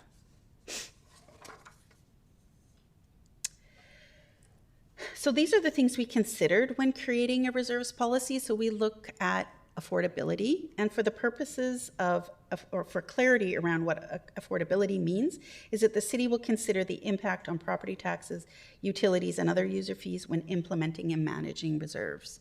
So we don't want to make it so restrictive that it creates problems elsewhere. So we also have we look at long-term financial stability and resiliency, transparency and accountability, statutory, legal, and accounting standards as well. And all of these continue to guide us in maintaining the policy. So like I stated earlier, a framework was used to provide a formal structure to the policy. And reserves can share a common purpose, and a framework was established to enhance understanding and evaluation of the city's reserves. So I'm going to go through each one of these reserve classifications in a little bit more detail in a few slides. So best practice is to establish a target minimum or maximum reserve balance where appropriate to ensure that specific reserves do not are able to fulfill their purpose but do not grow beyond their intended purpose as well. So sometimes the target balance is not always appropriate and would unduly limit funding for projects and strategic opportunities strategic opportunities and initiatives if they were instituted. So for example, with our property reserves, you wouldn't necessarily put a maximum on these reserves as council objectives could change, and we wouldn't want to limit what you could purchase with those by setting a maximum balance there. So if a reserve falls below its minimum target balance, the budget process will both identify clearly if and when it has dropped below the minimum balance, as well as a strategy to bring it back up to its minimum balance. So the first line of defense is if we have surplus, that is where we would bring these balances up to its minimum. But if surplus was insufficient to bring them to their minimum balances, we would have a budget line item in the budget, in the 5-year plan, to bring these up over time to their minimum balances. So I'll give a brief overview of each reserve classification type that we have in the policy, and as well I will provide a summary of the reserves we have in each classification. Now I have color-coded the reserves, so it's easily to identify which ones are operating statutory by legislation and statutory by council. So our first type is our financial stability reserves, and these were implemented to mitigate risk arising from lower than expected revenues or sudden unplanned expenditures needed to maintain the city's delivery of services. So currently we have 6 operating reserves, and these reserves are operating as they provide the most flexibility in responding to unexpected expenditures that may arise. So the GFOA recommends a target balance in working capital of 45 to 90 days of expenditure budgets. So working capital for the purposes of local government is in the form of unrestricted operating reserves. And so, and several of these reserves do have a minimum balance. So here's a list of all of the financial stability reserves. Hard to read on the screen, but you can follow along in your sheets. The 3 main financial stability reserves are the ones for each of the general sanitary, sewer, and water funds. So these, their function is for risk mitigation for unplanned expenditures or decreases in revenue, and they all have a calculated balance based on the GFOA practices. We also have 3 other risk mitigation reserves. So we have one for the RCMP contract reserve. So we do not budget for 100% of the RCMP's budget each year. So for example, for 2022, we've only budgeted for 95% of it. So this reserve covers that the 5%, so to speak, that if we overspent our budget, we could draw on this reserve if we needed to cover the shortfall. And the minimum balance is based on the percentage of the amount we don't budget for. We have our sanitation leveling reserve, and that's for risk mitigation for unplanned expenses or decreases in revenues relating to garbage collection or waste collection. And we have our snow and ice control reserve, and this is risk mitigation for snow and ice control or SNIC costs exceeding the annual budget amount. So the minimum balance is based on the 10-year average of snow and ice control expenses plus 50%. So again, like the RCMP reserve, if we spend more than what's in our budget, we could draw on this reserve to cover that shortfall. So it is anticipated that both the RCMP contract and the snow and ice control reserves will need to be topped up in 2023 to meet their minimum balances. Councillor Brown has a question. Yeah. It's when we get to the financial stability reserve. So I just didn't know if it was coming up. I just have a question for the General Financial Stability Reserve. Yep. Has the minimum of 15 million and it has the maximum of 60 days prior year budget. Yep. And I'm just, this may have been covered some time ago now. So I'm just curious, what establishes, or how was that minimum amount derived? So the $15 million, that was set, I can't remember how many years ago when we, because I think it was during the first round of COVID that we, I think that council determined that that was the amount that we wanted the minimum balance, and it was within that 60 days balance. So that's kind of where that 15 million came from. It was like a number that was within that 60 days, but it was a flat amount rather than a calculated amount. Okay, thank you. Yeah. You've inspired a number of folks, Councillor Brown. Councillors Armstrong, Manley, and Himmons in order, please. Thank you. I just wanted to go back to the RCMP Reserve. We know that they just settled on their contract, but it expires 2023. Yes. And the odds are they're going to go to parity with the municipal police forces, which probably for here means an additional 50 to 60 police officers, which would be a huge tax increase. Are we looking at putting certain dollars more aside, like per tax year, like 0.25% or something, to help offset that cost? Yeah, through your worship to Councillor Armstrong, one of the things that we're kind of bantering around is potentially putting any surpluses that we get through that RCMP contract into the reserve to help cover any, large hits we're going to take when they settle their contract, or yeah.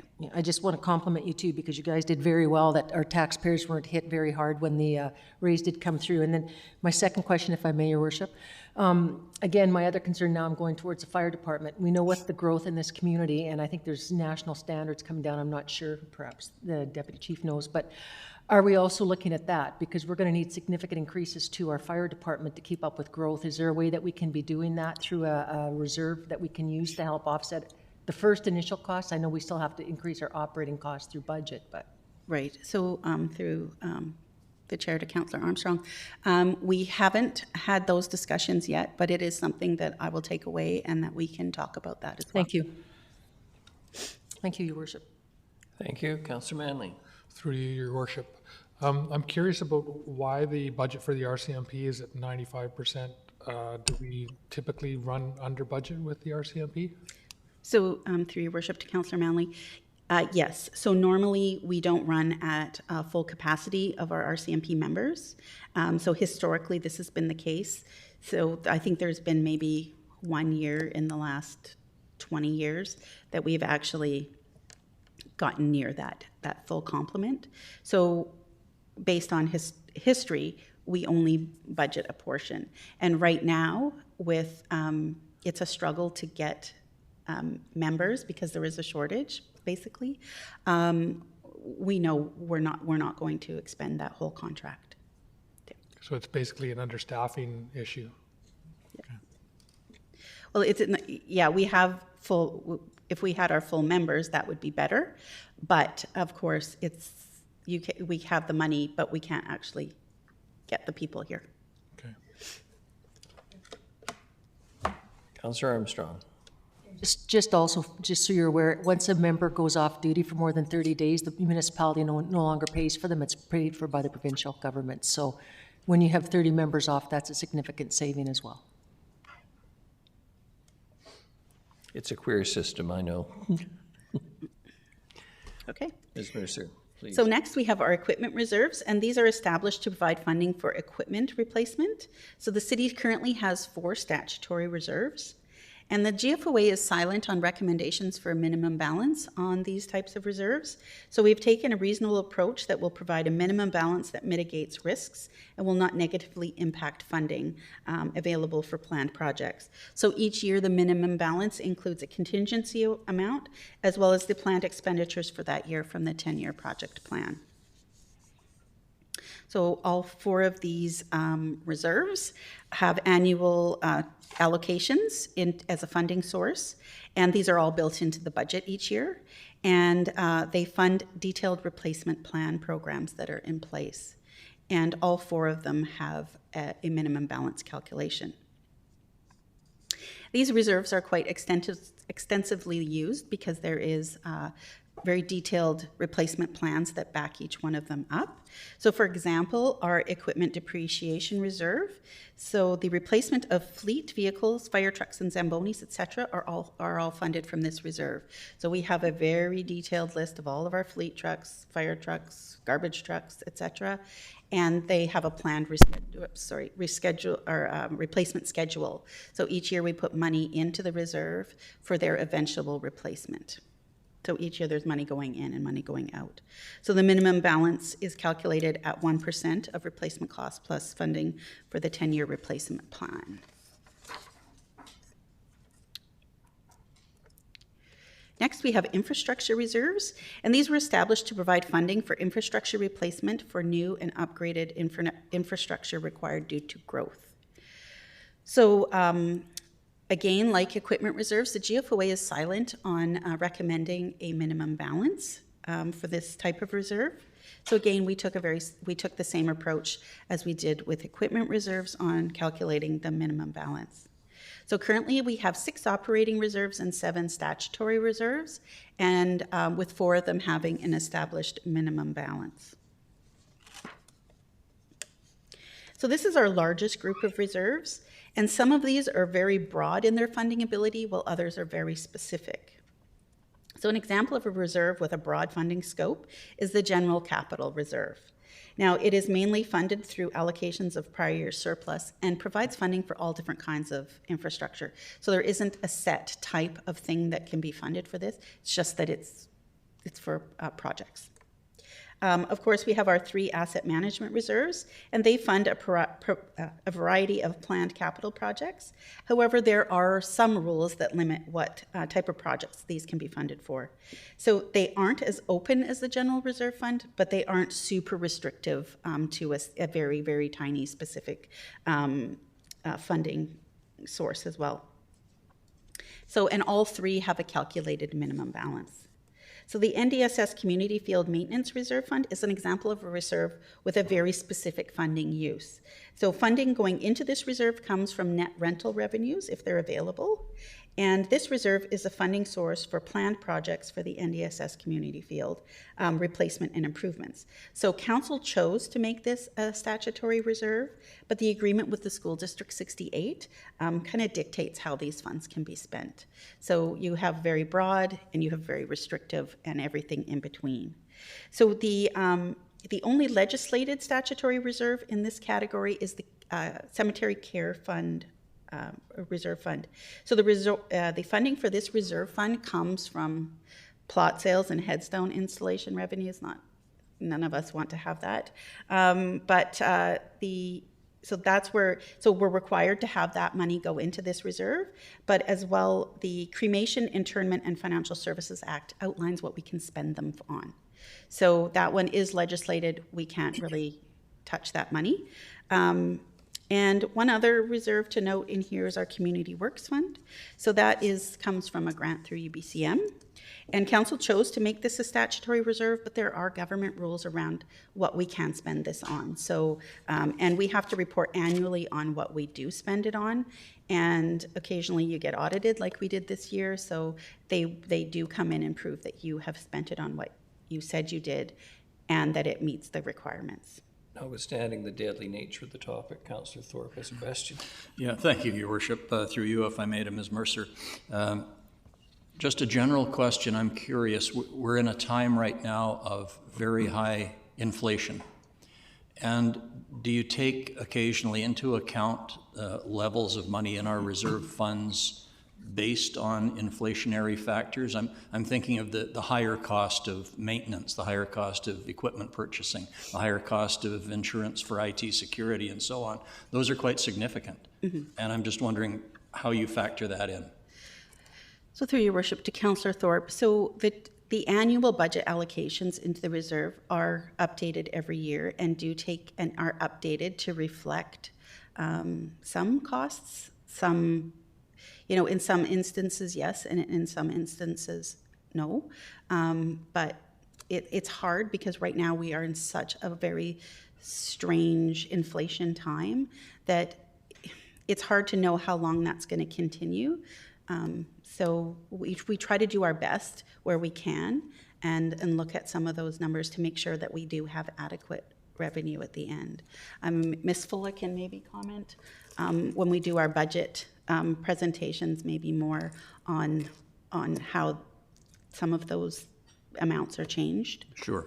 No, that's fine. It was just a very general question considering our economic times, but I really admire the expertise that you put into these calculations, and I know that we're very fortunate to have the staff that we do in this department, as with others, and I also know you've won awards for your work, so acknowledge that. And it must be an ongoing challenge, though, to determine funding levels, reserve levels, and so on. Thank you.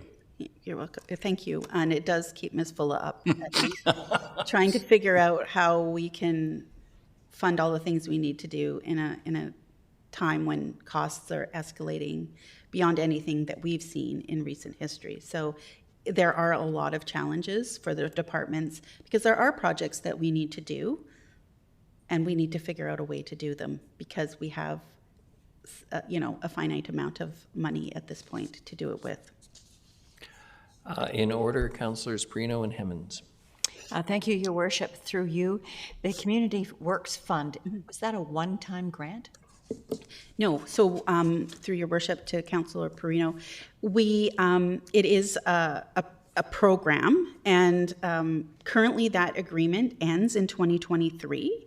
So as of today, we suspect that the program is going to continue, but we don't know what it's going to look like. So it's in the negotiation stages with the government and UBCM, who administer the grant. And we should know sometime within the next 6 months, I think, of what that new program is going to look like. So to put context around it, for 2022, we received just over $4 million from the Community Works Fund. And in 2023, we will receive just over 4.2. So because we don't have any confirmed funding after 2023, we don't have any Community Works Fund money in the budget for 2024 and beyond. So this has put some funding pressures on our project plan because we don't know what kind of money we're going to get after that. We suspect we'll get something, but we don't know what it looks like. So as soon as we know that, we will be updating the budget to reflect what money is going to come from the new Community Works Fund. Thank you. And just a follow-up question through you again, Your Worship. So tell me just a couple of projects that you've used this money for. Okay. So you're testing my knowledge. Sorry, No, that's okay. I know we have funded. Oh, Miss Fulla will be able to tell you in great detail what we. I was going to say. I don't want to read the whole binder. It's okay, but it's just to give context to what the fund is actually used for and how it benefits the community. Thank you, Ms. Fulla. Brought the bigger binder. She beat me on the binder. Through the chair to Councillor Perino. So there's a broad range of projects we can use it for, including recreational, cultural projects. We can use it for road rehabilitation. You can use it for water and sewer projects, which we generally don't do, although in the past we did use a bit of the money for the water treatment plant we built. So some of the current things in the project plan is, of course, Metro Drive, the corridor project, both phase 1 and 2, use substantial Community Works funding to fund those projects. The Loudon Boathouse and the Loudon Park improvements are funded from there. We did the Port Theatre windows, all those great improvements you see in the Stadium District, a big chunk of them were funded from the Community Works Fund. So it's been a great asset to the city, and hopefully it's going to be continued in a form that's similar to it is now. A great communications story. Thank you so much. Thank you, Councillor Hemmens.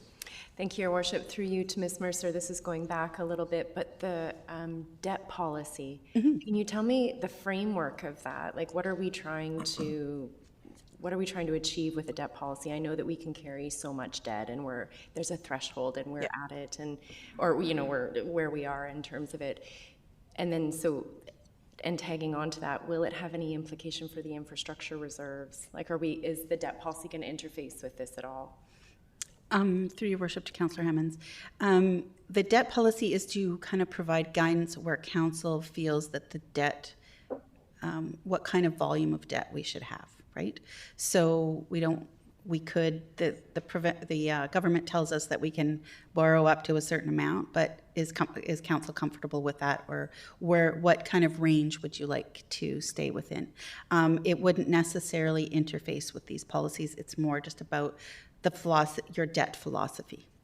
And so will that, pardon me if I may, will that need to be redone every council, every term? In likelihood, yes. If there is a massive changeover and that the thought is different with a new council, we would have to bring that back, yes. Okay, thank you. Your Worship, if I could add a comment on this, because as the current or the previous council knows, and the new council will get briefings on forecasted and projected major capital project needs.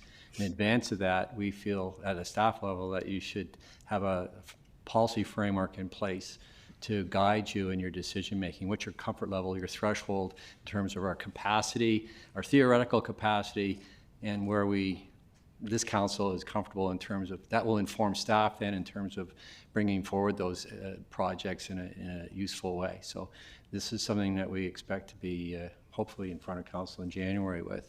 There are timelines attached to some of those projects, so it's actually a thing that we haven't talked to the current council about, or the previous council. I'm going to have to adjust my timing on that, but it's a very important thing.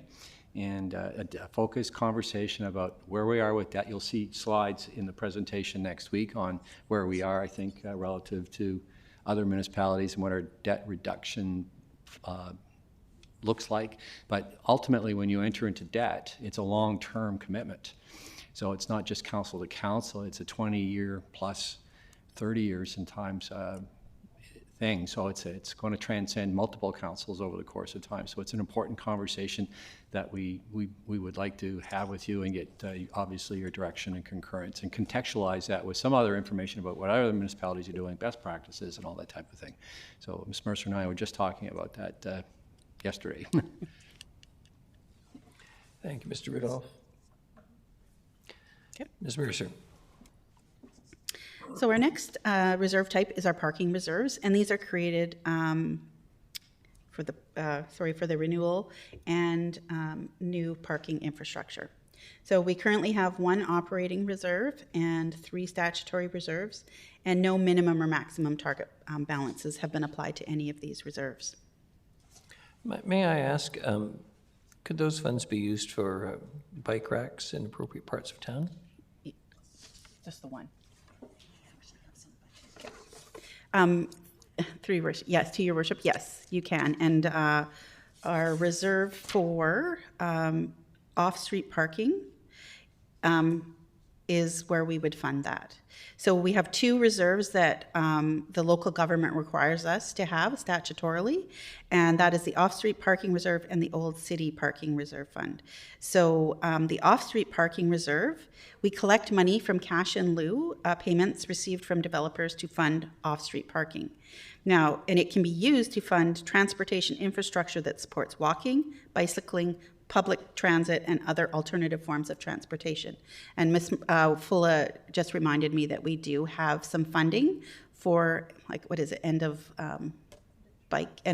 trip facilities. So it is, we are currently, in the current plan that we will present, does have some funding through this for that purpose.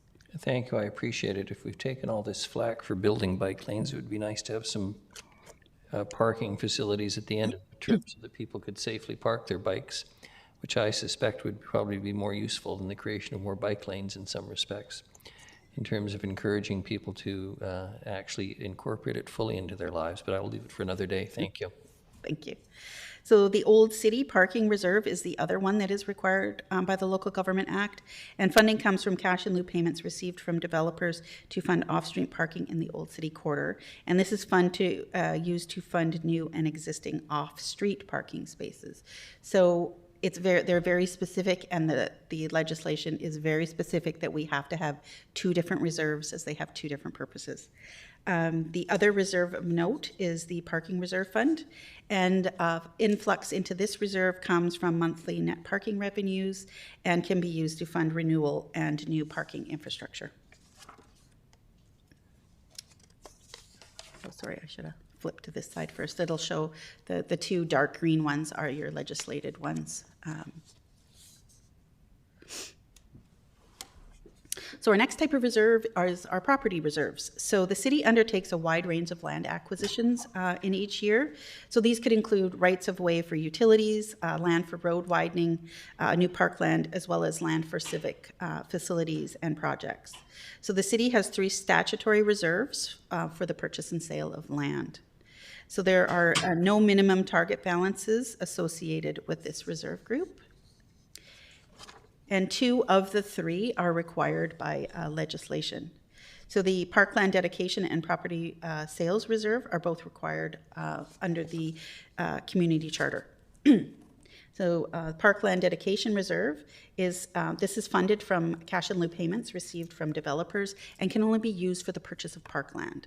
So as in Mr. Corson's report stated that some of the cemetery, the Chinese Memorial Cemetery properties would be funded from the Parkland Reserve because we don't often get to use this one. So the other 2 property reserves are more broad in what we can spend it on, whereas when we have parkland, we try to fund it from here.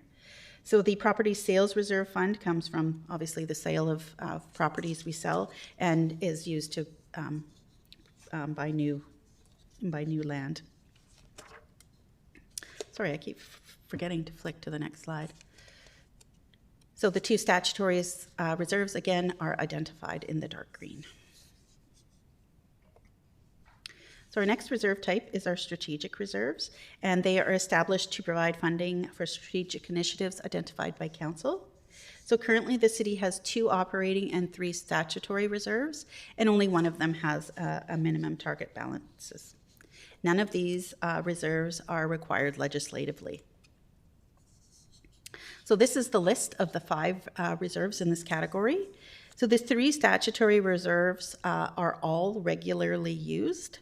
So I will highlight those a little bit. So the Housing Legacy Reserve Fund has an annual budget allocation of $165,000 that goes into this reserve, as well as hotel tax OAP monthly contributions. So OAP stands for Online Accommodation Platforms. So this would be the hotel tax that's collected on Airbnb reservations and things like that. And it provides funding to support affordable housing. So council chose to make this a stat reserve, and however, the current hotel tax agreement does state that OAP funds will be spent on supportive housing. Now council could change that, and we would just need to do that in an update, the annual update of to the province that we do. The Strategic Infrastructure Reserve Fund has revenues from annual casino and Fortis going into this reserve, and you spent a little bit of this today, and it funds strategic initiatives as identified by council. So this one does have a minimum balance because there can be volatility around the Fortis revenues and the casino revenues, as we saw during COVID. Our casino revenue, the casinos closed, so we didn't have revenues coming from casinos. So we have calculated a minimum balance, calculated at 15% of the annual Fortis and casino revenues for this reserve. And the last stat reserve here is the Climate Action Reserve Fund. So this was created through the combination of the former Emissions Reduction Reserve and the Sustainability Reserve funds. As we had some of the funding sources that went into these reserves kind of were eliminated. And, yep. Sorry. Okay. And so this is where we need to do a little bit of administrative cleanup of the reserves policy, because when I was presenting this, we noticed that the emissions reduction reserve and the sustainability reserve are still in the policy, and the climate action one isn't. So we just need to update that those 2 have now become the climate action reserve. Thank you. And Councillor Hemmons has a question. Yep. Thank you, Your Worship. Probably for Mr. Rudolph. I know the Housing Legacy Reserve has regular withdrawals on it, like our rent bank, et cetera. I know that we're working on an acquisition strategy. Would we ever mobilize the Housing Legacy Reserve Fund in support of the acquisition strategy? Like, would we say to Mr. Corson's department, we have a reserve of 3 million ballpark? Right. We know that we need to buy property and try to match those two together? Through His Worship to Councillor Hammonds, this is a great question. This is, I think, one of the topics that Council needs to visit from a goals and policy perspective. What are you strategically trying to achieve? These are tools in the toolbox to enable whatever the goal is. Mr. Corson will speak about the annual update to the strategic or to our real estate portfolio and our plan. There's a great opportunity to refresh that, to know exactly what we are attempting to do. There's really, in my mind, there's kind of three categories well, there's probably a multiplicity of categories of where you would strategically want to go. For an example of that was investing in the downtown, and we saw evidence of that in the Gene Burns property acquisition. This is a strategic investment on the part of council to provide an opportunity to revitalize and rejuvenate that part of the downtown. So that could be one. Surrey is a great example of where they've dedicated a strategic philosophy around building out a new city center, and they went and bought a bunch of properties to accommodate that. And then they've got tools to implement it, be it a corporation or whatever it is. So that's one area. A second area, typically for most municipalities, is on the environmental front, or something around Parks and Rec. If properties come up around lakes or something like that, it's in their philosophy to probably make an attempt to purchase those, or something that's environmentally sensitive. The third and the more recent one, and this is one I think council will want to talk about, is housing. And what is our role as a municipality in purchasing and enabling different forms of housing, be it supportive or social housing or other types of housing? That would be a strategic decision, a focal point that would inform staff and maybe the municipality generally, and how to go about, are we going to invest in that type of activity? So the other footnote to this is that our reserves are low in this category, and the amount of money that we've set aside on this is really low. It's around $600,000 a year. Which doesn't buy a lot of property anymore. So I think it's one of those areas where you want to talk to. I think it's something that you need to invest your time in terms of either through workshops or the strategic plan, coming up with some directions as terms of what this council would like to achieve. And I've gone way over and scripted this in a much broader level than your question was, but Mr. Lindsay is here to talk about the housing side. So I would suggest you could spend a half a day on this topic alone and come up with, and we could provide you with lots of information on that. Thank you for that. Would that conversation happen during strategic planning or during the development of the acquisition strategy? Well, through the chair, I think it's going to happen in both. Okay. The strategic plan is going to be fairly high level. And if housing is a priority, for example, if that's one of the major niches in your strategic plan, and then we drill down in terms of an implementation, how to actuate, or what's our role, and what can we do to facilitate all those types of things, and then that would inform a property acquisition strategy. So on the other hand, you could just do it the other way around. But I think there needs to be some direction to staff if there's going to be, it needs to fit into the priorities of the organization and council. And if there's specific questions, I think it's a topic that could consume 2 or 3 hours working through in the broad strokes, and even on the housing file.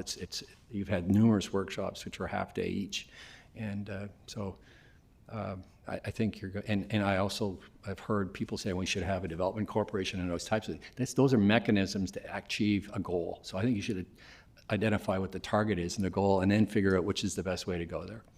Thank you. Thank you.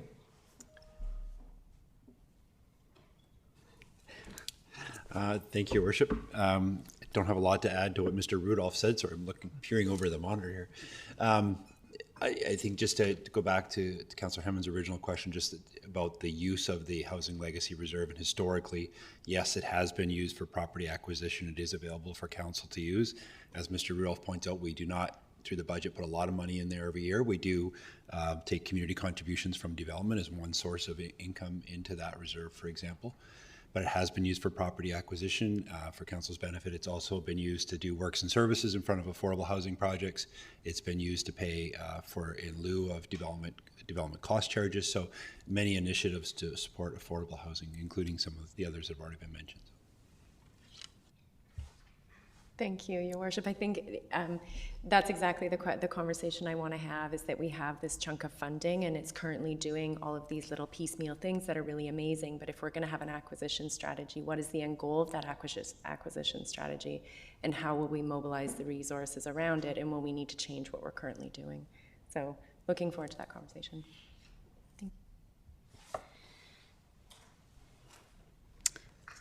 Okay, so I will finish off just with a quick overview of the Climate Action Reserve Fund.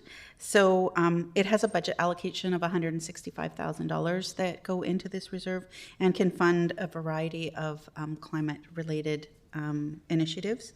So, for example, currently it's being used to fund the Clean BC Better Homes rebate program that we have in partnership with the BC Hydro, the Oil to Heat Pump Program grant, as well as the Climate Action Sustainability Plan update, just to name a few things. So our last reserve type is other reserves. So the remaining reserves either fill a specific administrative function, comply with a bequest, or have a short-term purpose. So currently we have 2 operating reserves and 2 statutory reserves, and 1 has an established minimum balance. So these are the 4 other reserves. The main reserves here are the 2 statutory reserves, and the first one is the 911 Reserve Fund. So this receives money from surplus from the call answer levy, and is used to offset the fire dispatch function. So the council chose to make this a statutory reserve, but the money is collected for 911 services or call answer services, and that's what it should be used for.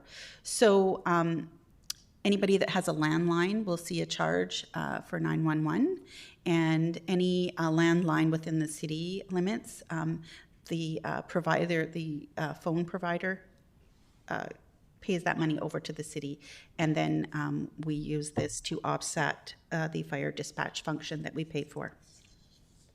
So just to note that this reserve will probably be drawn down to 0 at some point in the future, unless that levy is increased, because costs will start to exceed the amount of money we get from the levy. But that's a few years off. Our last reserve here is the Knowles Estate Reserve Fund. So this reserve was created through a bequest that we received in 2007 from the Knowles family. And as per the bequest, only the accumulated interest can be spent on parks and sports facility improvements in the south end of the city. So as we can't spend the lump sum payment, that is what the minimum balance in this reserve is made up of, and it's $385,951. So that is the wrap on the reserve policy. And I'm just going to give a quick overview of the DCC reserves, because they are not included in our reserves policy, as they have their own review process that happens every 5 years. So they're kind of a beast onto their own, and so they are separate from how we classify all of our other reserves. So Mr. Lindsay will go over DCCs in more detail when he gives you his development services orientation presentation. But as there is a reserve fund associated with DCCs, I'll briefly talk about them. So in the simplest forms, DCCs are monies the city collects from developers to offset the cost of new infrastructure in the community. So these charges are collected from any new development that is considered to place a new capital cost burden on the community. So DCCs are collected on any multifamily or commercial project that adds floor space or area, as well as single-family subdivisions. So among other things, the DCC bylaw lists the projects that can be funded by DCCs. So the thing to note here is only projects identified in the DCC bylaw can use these funds as a funding source. And the bylaw is scheduled to be updated every 5 years, and we have an update plan for 2023. So hopefully sometime in the near future, we'll be able to bring you an update on this. So as with most things, the authority of what and how the city is required to do things comes from legislation, and DCCs are no different in that. And in this case, DCCs, in the case of DCCs, the Local Government Act outlines what DCs can be collected for. So this section here relating to DCCs in the Local Government Act specifically says we can charge for sewer, water, drainage, roads, and parkland. And the city collects for 6 DCC types. So we collect for sanitary sewer, drainage, water distribution, roads, water supply, and parks. We also collect the RDN's DCC charge. They are responsible for setting their rate, but when we collect all of the DCC charges, we collect theirs as well and pay it over to them monthly. Councillor Perino has a question. Yeah. I've forgotten a portion of it, I apologize, but just on the DCC's. For roads, can they be used for sidewalks, bike lanes, things like that? Or is it just roads? It's the things that, it can include those things, so anything that's part of that road project. A part of that road project where it's been identified as a DCC, as it's outlined in the bylaw, okay. The components associated with that project can be. So there's like sorry, Your Worship. So there's a master plan that we follow with the bylaw, is that correct? Through the chair to Councillor Perino. So when we developed the DCC bylaw, the department, so for example, the transportation department looks out at growth and looks at what projects are needed to address growth. And their project might include we need a new road, that includes sidewalks, a cycling lane, street lights. So any components that were included as part of the project they put on the bylaw can be funded from the DCC reserves. So of course we have more complete streets, so they are looking at multiple components when they're looking at the project for the bylaw. Thank you, Your Worship. So just for me, and I apologize, it's my newness, but so we have a set plan through the bylaw which ones we're going to take on per year. Is that correct? So they do out I believe it was a 20-year plan, and the projects are prioritized. And of course, that prioritization can change as growth and development happens in the community and where those pressures are. But they have identified the projects, and we work our way through the project list. And then every 5 years we go in and we update. Some projects may come off the list because we decide they're not needed because maybe growth's not happening there. New projects will come on the list, and also cost updates happen, which we'll see a lot of cost updates because inflation's gone up a lot since we passed the bylaw in 2018. Thank you, Your Worship. Thank you. So you can see that I've highlighted the word assist, and that's because DCCs cannot fund 100% of a project. The city must pay for a portion of these projects as well. Is there a minimum to that? I'm just going to get to that. The guidance out of the province states that a minimum of a 1% assist factor is required. So under our current bylaw, we use 1% for all our DCC assist factors, except for water, and that has a 25% assist factor. So the assist factor is determined by the municipality and can be different from city to city. And the assist factor can be increased. However, you need to balance out how much of that growth burden you want the current taxpayers and user fee customers you want. So just as a note, the infrastructure classification reserves are used to fund the portion of the DCC projects relating to these. And this is just a summary of the different categories in the DCCs that we have and their associated estimated balance at the end of the year. So that brings me to the end of our reserve overview. And so I'll just go through a quick upcoming timeline of when you can expect to see us. So in the immediate future, you're going to see a lot of us because we start budget presentations next week. So budget presentations will take place on the 23rd, 24th, 30th, and December 1st. On December 5th, we will have our e-town hall meeting, and that helps us to satisfy our public engagement requirements. As well, we hope to introduce all of the utility rate bylaws for first 3 readings. On December 7th, we have scheduled a budget discussion day if needed. And on December 14th, we have the December Finance and Audit Committee meeting. So as of right now, I know the third quarter financial update will come to that meeting, as well as any other finance-related report. On the 19th, all things going according to plan, we hope to have the financial plan bylaw presented to you, Council, for first 3 readings. As well at that meeting, we hope to have adoption of all of the user rate bylaws. And if the above list happens in this order, the financial plan bylaw will be adopted by Council in early January. So just kind of an overview of what you're going to see from us from finance in the next 6 months. So every month on the 3rd Wednesday, we have a Finance and Audit Committee meeting. So everything finance related comes to these meetings, and either in the form of information or as a decision report.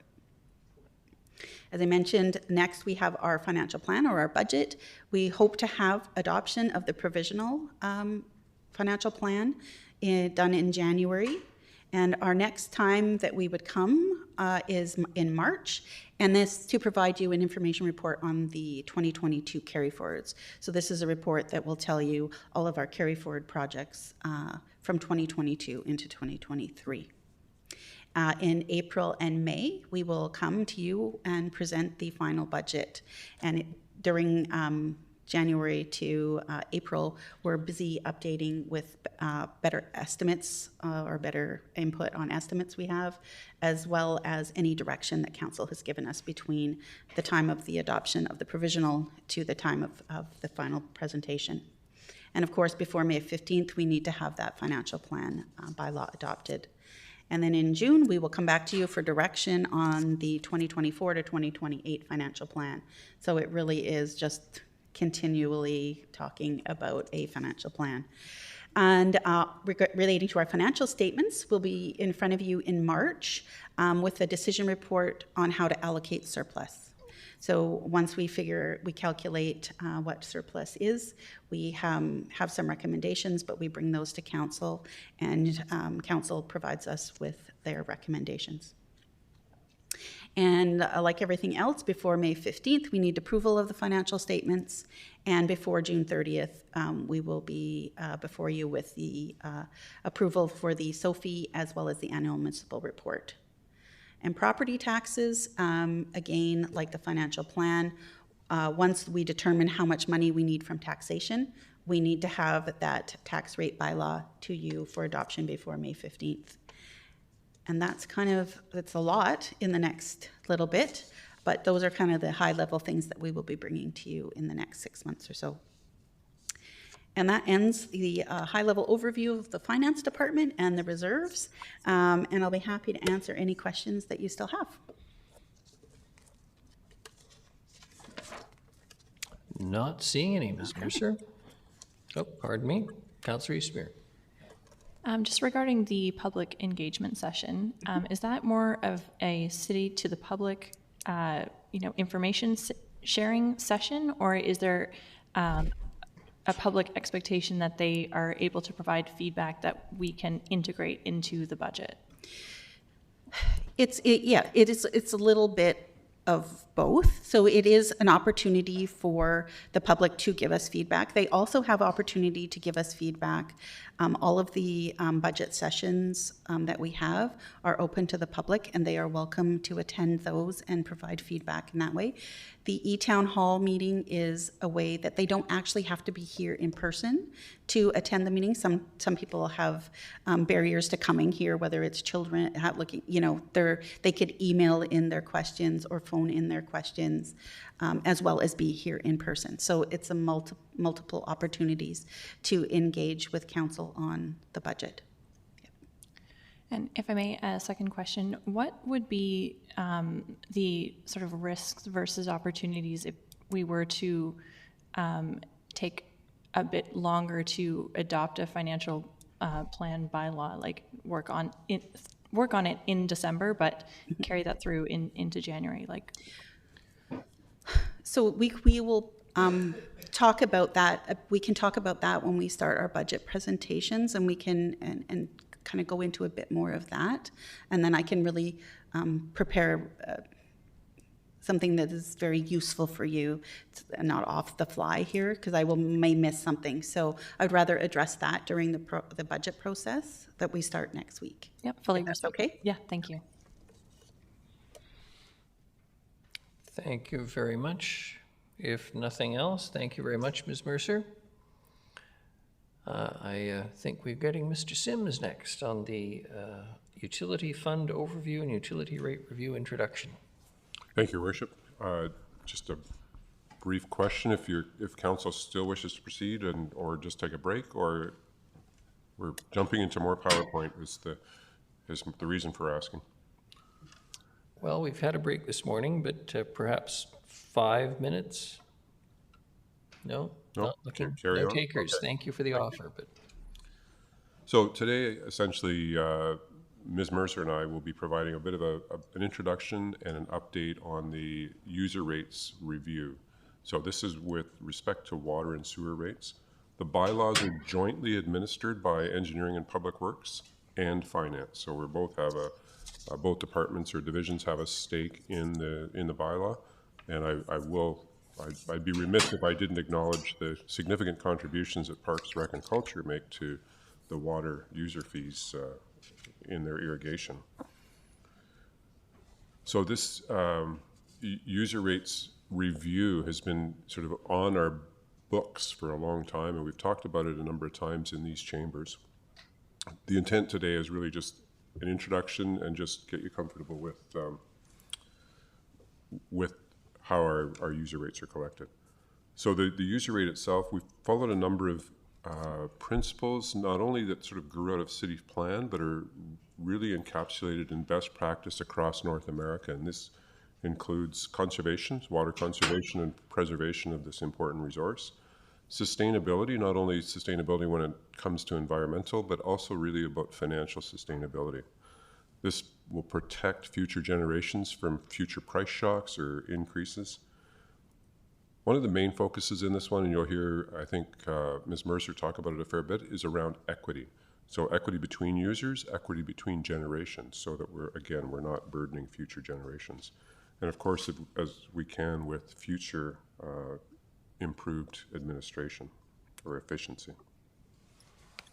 So the city's these two particular utilities are operated as utilities, which are provincially regulated and fairly strictly regulated. The water supply system, from a 200 square kilometer land area of drinking watershed on the South Nanaimo River, through pipelines, through its water treatment plant and 600 kilometers of pipelines throughout the city, gets water right from the source, our drinking water source, treated, and then passed straight to approximately 30,000 customers throughout the city, right to their taps.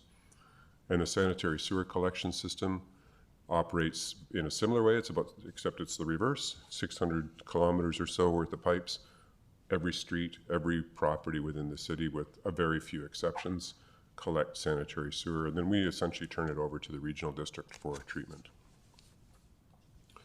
So these are community-funded services or communally funded services. So this is a contribution from the community to provide these. And really, water and sewer are our basic daily needs. It's one of the few services the city provides that is directly impacting public health: fresh drinking water and clean sanitary sewer. Of course, they're critical infrastructure. The language and I think the understanding is that the city provides a service, but we use infrastructure to provide that service. Ms. Mercer alluded to the asset management update. The last one we did was 2017. That is about $1.6 billion in infrastructure. That was in 2017. So that'll be revalued early in the new year. I can't imagine it's gone down in value. So this is a significant chunk that the city is very responsible for. So obviously managing the utility in a very efficient way to ensure that we're maximizing the value is important. So are we getting good value? Are we operating efficiently? The best practices you see here are North American sort of gold standard as of today.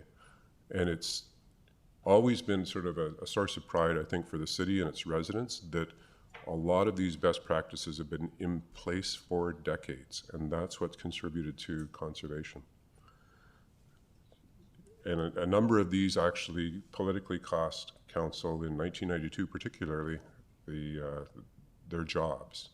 This was the shift from taxpayer subsidy of the water system to full cost accounting. So the full cost of the water system is paid for by water rates. That was absolutely the right thing to do, but it was a very politically dangerous thing to do for that council of the day. But it's positioned the city very well.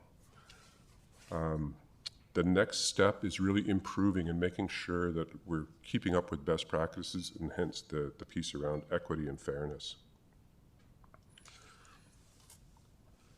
So this is a graph that has a lot of detail, but doesn't necessarily need a lot of detailed explanation.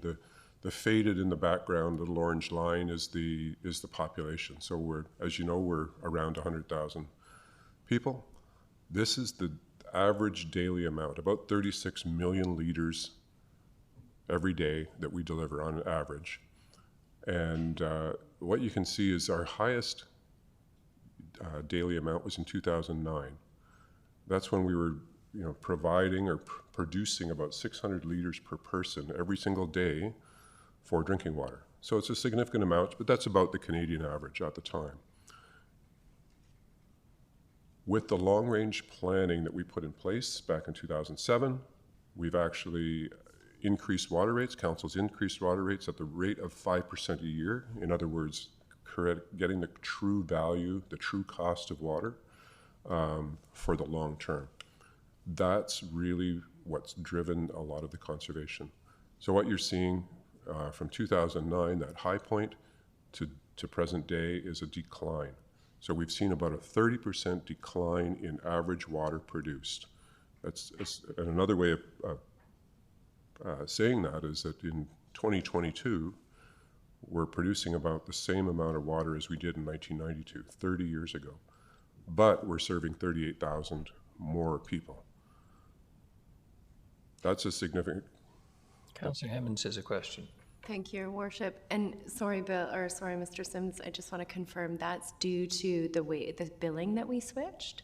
So that true cost accounting is what? It's all of the factors. On the previous slide, all of those best practices that we, I'm not going to chance that. All of the factors like the universal metering, the full cost accounting, the expanded block rate, how it works, and then the long-term, all of those come together. And then of course, technology plays a role, low flush toilets and more efficient dishwashers and so on and so forth. All of those things help. But this is really a phenomenal drop in daily consumption. And do we expect that trajectory to continue? It's an excellent question. In our water conservation strategies that we've had in the past, we were sort of targeting about 10% reduction per decade in unit. So that was in the past. We've exceeded that quite significantly. Going forward, our target's a little more modest, about 5% per decade. We still need to provide for or allow for, or plan for serious demands, but we can't recognize that it'll continue to grow. We need to recognize that it will decline. So going forward, that's the intent. And briefly, just further, I think, in the process of orientation for council, I think that's going to be important to understand the water supply strategy that is currently in draft form. So that'll be part of the orientation, hopefully in the spring, as well as a visit to the water system, to understand where the water comes from and how it's treated and how it gets to the city. One thing that the little note in the upper right of the slide, in 2007, we had a water supply strategy that envisioned the need for additional supply, another dam or a larger dam, between 2020 and 2025. We're now envisioning that's not for another 40 years. That is what conservation's done for us. So right now we would be building a $100,000 or $100 million dam if it wasn't for conservation. So that's startling, actually. I'll pass it over to Ms. Mercy.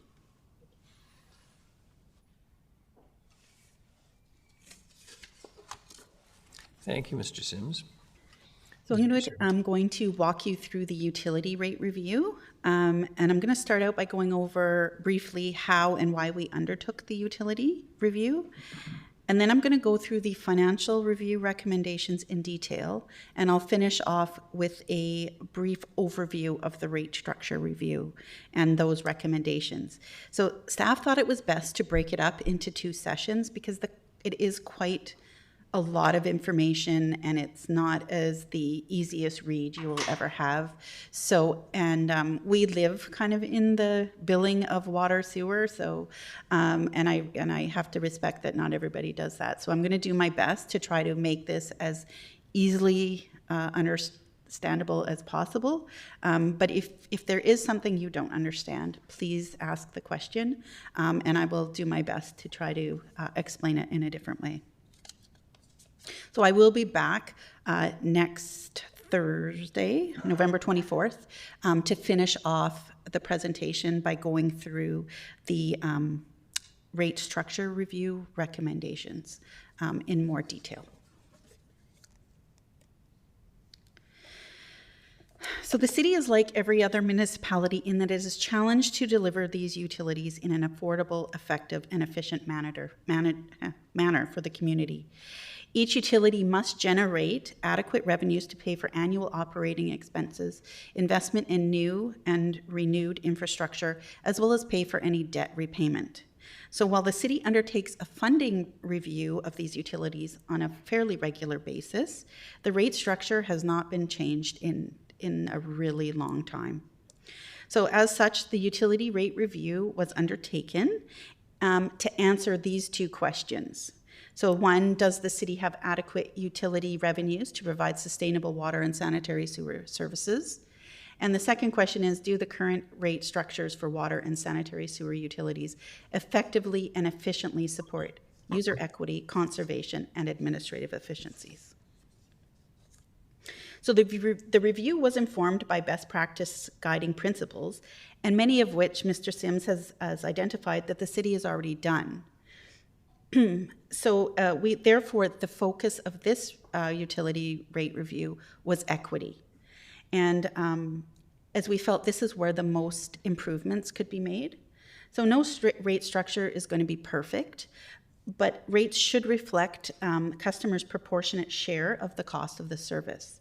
So our goal was to have a structure that was equitable to the largest number of users. So that is the basis for our recommendations, is we want it to be as equitable as we can get it. So the next couple of slides talk about the methodology, and a framework, process, and tools were established to undertake this review. And many things were taken into consideration, such as best practices, like both Mr. Sims and I have already expressed. For each utility, financial models were developed, building on the 5-year draft financial plan, as well as the 10-year draft project plan. And the city also made use of Waterworth, and this was a utility rate setting software, so it helped us do some of our modeling and rate production. So this review was not intended to have revolutionary change, but more of a stepped approach to improvements. So the city has already adopted many best practices, and this review was meant to make improvements that were achievable, effective, and easily understood. So with the thought is there are going to be future reviews. So these future reviews could include Improvements, improving disclosure on the water consumption of on the utility rate bills. So kind of like a hydro bill where you can see your monthly consumption. Or we can also look at implementing a sanitary sewer volumetric rate for residential customers. But that can't be done until the planned meter replacement program is completed. So right now, a lot of the future changes that can be made are really kind of can't be done until this meter replacement project is done. So currently we have to manually read all of the meters. So we have to actually touch the meters to read them for most of them.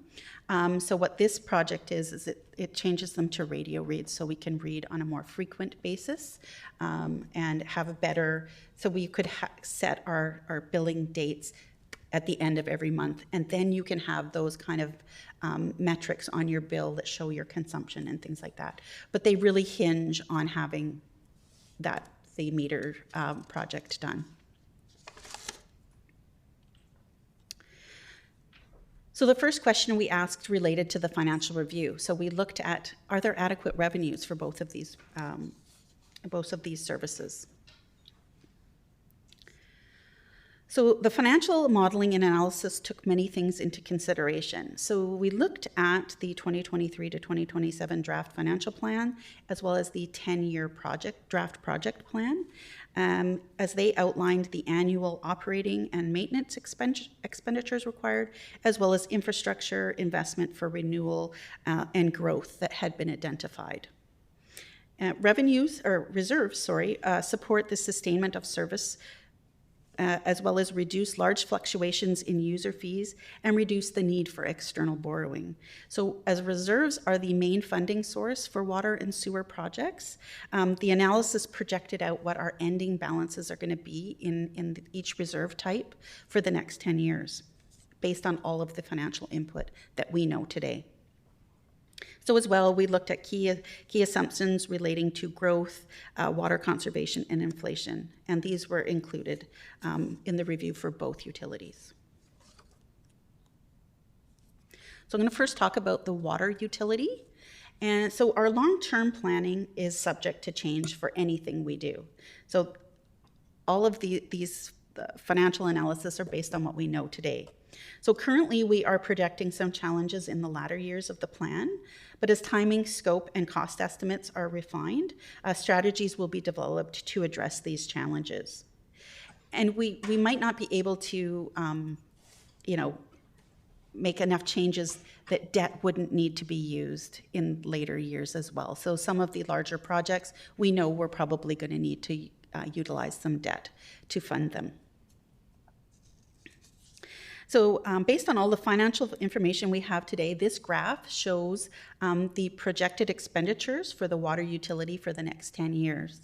So the large spike in 2020 or 2032 relates to three potentially capital projects. So one I mentioned already is the citywide water replacement project, and it also includes the seismic upgrade for the South Forks Dam, as well as the secondary intake to the control building. And Mr. Sims would have more information on the details of those projects, but those are driving our project expenditures in the latter years of the 10 years. So the Utility Financial Review recommended continuing annual water user rate increases. So for 2023 and 2024, it recommends, or the review recommends 5% increase for those 2 years. So 3% for an operating increase and 2% for asset management. In 2025 and 2026, the increase is recommended to go down to 4%. So 2% for an operating increase and 2% for an asset management increase. So, and 2027 and beyond, the report showed that annual increases may be reduced to 3%. So that would be 2% for an operating increase and 1% for asset management. Now, of course, future analysis, financial analysis will determine if this is still the case or if we need to continue with higher increases. But based on today's information, this is what it looks like. We know every year different projects come up, and the funding requirements could change. So that 3% could be 3%, or it could be a different number, depending on what kind of projects come up. So for context, I'll give you a little bit of the history on the water rate increases we've had in the past. So in 2008, a 5% annual operating increase for water user fees was implemented, and this was in place from 2008 to 2013.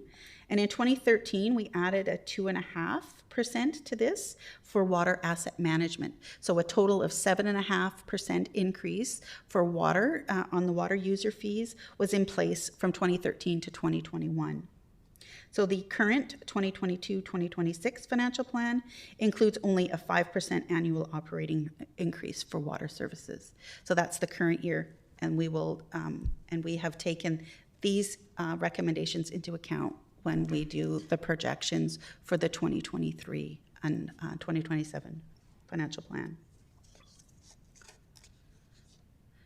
So this graph projects that the reserve balances, what the reserve balances will be for the water utility for the next 10 years. So as you can see from this graph, the water operating and DCC reserves start to go negative in 2031 and 2032. Due to those large capital projects that I mentioned. So that as we know, a DCC bylaw will be undertaken in 2023, and it will help to address the challenges that we're seeing in the water DCCs. So even with the DCC review, we will still have reserve funding issues likely in the latter years of the plan. So borrowing may be required where reserve balances are inadequate to fund the infrastructure investment. We didn't include borrowing in these graphs to show where reserves are going to be depleted, and that's when the need for borrowing would be. So next, I'm going to talk to the water sewer, or the sewer utility, water sewer. As we have mentioned to council previously, we have some funding challenges with our DCC reserve for sewer. And again, the DCC review that we're going to undertake will need to look at strategies to address this. So things like charging a different DCC assist rate, removing projects from the DCC bylaw and funding them from other sewer reserves, and changes to the sewer DCC rates themselves are all things that are going to have to be looked at to help address the funding issues we're going to have in later years. So at this time, it is too early to comment on the impact of the review, but staff will be bringing forward recommendations to council in the future. So again, this shows the 10-year projected expenditures for the utility sewer utility reserve, and it breaks it down into operating projects and debt, like the water did. And there is some, in 2024, it's a little bit higher in the projected project expenditures, and that's related to some growth projects in that year. So with the utility financial review for sanitary or for the sewer utility, it recommends continuing the annual sewer user rate increases. And for 2023 to 2026, it recommends a 4% increase. So 2% for asset management and 2% for operating. And again, like water for 2027 and beyond, the annual increase may be reduced to 3%. So it's a little bit flipped here as 1% for operating increase and 2% for asset management. But again, future funding financial analysis will determine if that's the case or if we need to continue at the higher rates. So like with water, I'm going to give you a little bit of the history on the sewer rate increases. So in 2013, a 5% increase to sanitary sewer user fees for asset management was implemented. So from 2013 to 2018, we added the 5%. And for 2019 to 2022, it was reduced to 4% for an asset management increase. The current 2022 to 2026 financial plan includes no increase for either operating or asset management in the plan. So while we have had increases for asset management in recent history, we really haven't had any operating increases for sewer in 10 plus years. And growth has kind of kept pace with cost increases, but the financial review has identified that we now need to include increases for both. So that's what we that's what we learned from this financial review. So this graph projects the reserve balances for the sanitary sewer utility for the next 10 years. It's a little hard to see, but the sewer DCC reserve fund starts to go negative in 2031. And again, the DCC review will look at ways to mitigate this. So the reserves in the latter years of the 10 years look quite flush, but we know that there's going to be a number of projects that are going to be brought into the plan, and it will use those reserve balances. So by the time we get to 2031, they probably won't look that flush. I'm going to just talk quickly on the overhead allocation because really this is an administrative function. But as the reserve identified it, as there was a need to update our overhead calculation methodology, and it was outlined in the report, I'm talking about it here.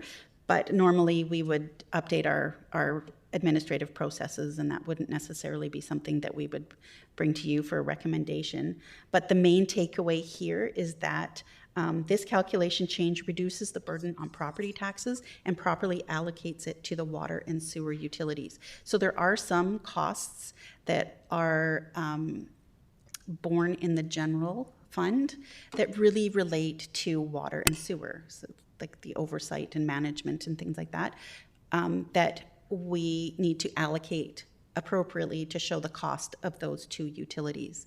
So this new calculation change, I think it's around a 0.7% decrease in taxes, and appropriately allocates those to the reserves that are collected, or these utilities, and they're collected through user fees. So it's a more appropriate level of costing associated with these two. So the overhead rate will be calculated annually, and we've already included this change in the budget that we're going to present to you starting next week. So the second question we asked related to the rate structure. So over the next few slides, I'm going to introduce the rate structure review and the associated recommendations, but I'm going to come back on the 24th and go a bit of it to a deeper presentation on it. The rate structure, like I said, is much more complex than the financial review, and so I just wanted to take a bit more time, and we thought it would be better if we put it into manageable chunks for council, because it's probably not the most exciting review you're ever going to see, but it gets complicated, and I don't want to rush it. So as with the financial review, the goal was to build upon best practice. So we wanted to create a rate structure that collected adequate revenues and was understandable, but above all, provided user equity. So the utility rate review included a review and assessment of each of the utility's current rate structures. It also reviewed what our customer classifications are, and to see if there was any changes needed to this structure. So, and then it looked at how often we bill our customers. So in reality, changes to our billing frequency can't be changed until we change out our meters, because we have either we'd have to have a whole fleet of meter readers, and that isn't financially prudent. So until we get those radio reads, we really can't change our frequency of our billings.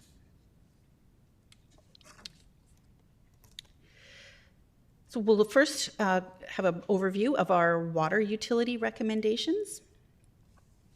So these changes are rooted in the appropriate user equity in the charging of water services. So like I stated earlier, no rate structure is going to be perfect, but the goal is that rates should reflect customers' proportionate share of the costs. So the first recommended change is to change the current multifamily residential classification into 2. So currently we have 1, and what the recommendation is to break it into multifamily residential 2 units and multi-residential 3+ units. So a multifamily residential property can have 2 to over 200 units. And the rationale for this change is that the 2-unit properties are more like single-family residential in their demand patterns and their ability to manage water consumption, while the 3+ unit properties are more in line with non-residential properties in these areas. The next recommendation was to implement a base rate charge by meter connection size for the multifamily residential 3+ units and all non-residential properties. So currently we have 1 base rate for all property types, so we don't differentiate between any of them.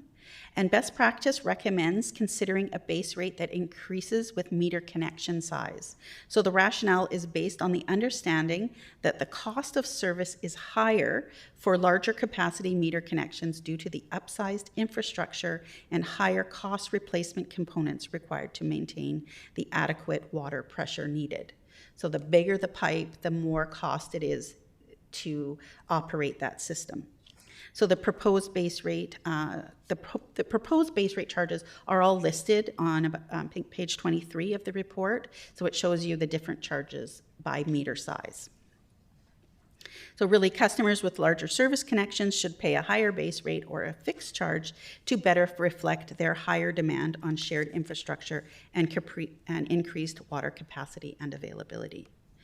So the next recommendation was to reduce the increasing volumetric block rate from 6 to 4 blocks for single-family and multifamily residential 2-unit properties. So currently we have 6 rates that increase. The rate increases with the more water you use. And we have 6 of those, and and what we're recommending is to bring it down to 4. And this is to improve clarity and administrative efficiency. So these recommendations also include changing the daily consumption level between the blocks. So right now we have various level changes between the blocks. So if you use the level 1 is for the first 145 imperial gallons per day, the next level is on the next 75, and then the third level is on the next 109.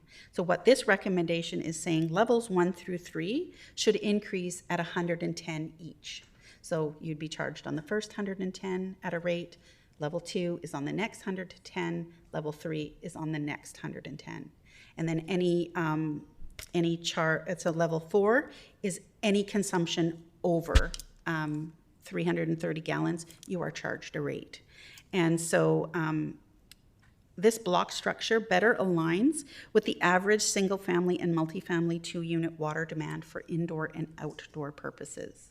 So we'll go into a little bit more of that next week, but it really is just for clarity for the customer, as well as it helps improve some of the administrative duties associated with it. Also included with this one are changing the rate change percentage between the consumption block levels. So currently, between the level 1 charge and the level 2, it jumps 461%. So what this review is recommending, that jump from level 1 to level 2 be reduced to 250%. And then level 3 to level 4, level 3 and level 4 changes should be at 175% each. So currently, the jump from level 2 to 3 is 105, and level 3 to 4 is 104%. So the assumption behind this is that this would more appropriately incent conservation, because once you've jumped to level 2, that's the biggest increase, and then we have modest increase in the rates after that. This is to kind of incent that level 3 and 4 make it more costly with the more water you use. So That's the thought pattern behind that. So generally held assumptions regarding customer demands is single-family residential and multifamily 2-unit customers have the greatest ability to manage their water consumption.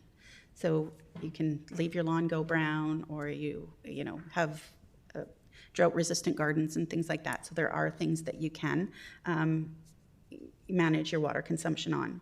So the last recommendation is to implement a single volumetric rate for multifamily residents 3+ units and non-residential properties. So the single family and 2-unit multifamilies, you have an increasing rate structure. What the report is recommending is that we have one rate for multifamily residential 3 units and the non-residential properties. So the proposed single volumetric rate is higher than the current 2022 level 1, but it is lower than levels 2 through 6. So it kind of meets in the middle a little bit. So the generally held assumptions regarding multifamily residential 3 units and non-residential property demand is that the 3-unit customers have less ability to manage their individual water consumption as the meter is shared between multiple units. And these 3-unit customers, 3+ unit customers, consume less water for outside purposes per capita than single-family residential users due to proportionately less outdoor landscaping and irrigation. So they have more similarities to non-residential. So non-residential customers' water consumption is used for business or institutional purposes, and this has a wider range of consumption among individual customers, and there is less discretion to reduce or manage consumption. So that's one of the assumptions of this review. And lastly, it is felt that water consumption can be better addressed for non-residential customers through other strategies developed for specific businesses or institutions than through a utility rate structure. So that's the summary of the water utility rate structure recommendations, and I'll go into the sewer unless you have any questions. Councillor Eastmere, please. Yes, through your worship to Ms. Mercer. Does the non-residential, that also includes commercial and industrial users? Yes. Okay, thank you. So it includes, I think they're all listed on one of the pages. Sorry. All of the classification types are listed in the report, and non-residential is anything other than the single family and multifamily classifications. So government, industrial, business.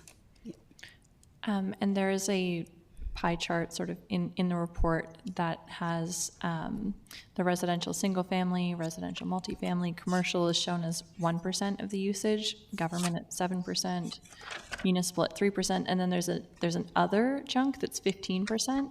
Are you able to shed any light on what is included in that other page? It's on page 139 of our agenda package. Worship, I can answer that one.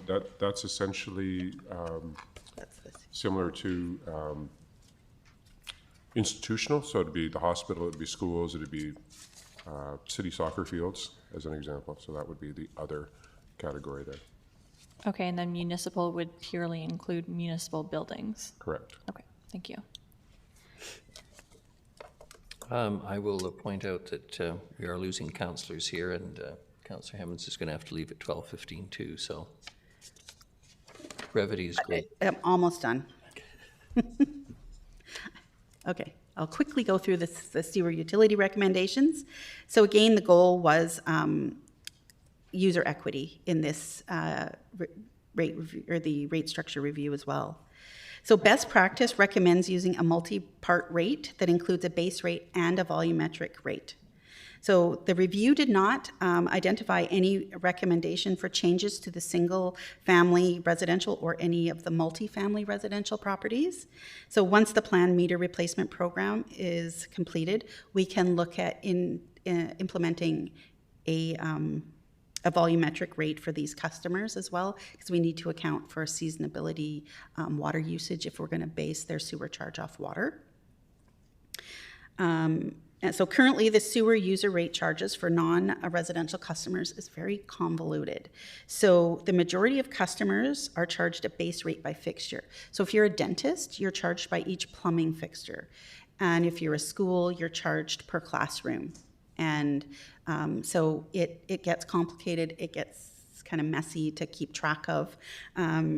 And hotels, motels, campgrounds, and non-residential customers that exceed 11,000 imperial gallons per day consumption are charged a volumetric rate on a declining balance. So really, the more water you use, the less you pay for sewer. So the structure is not common among municipalities.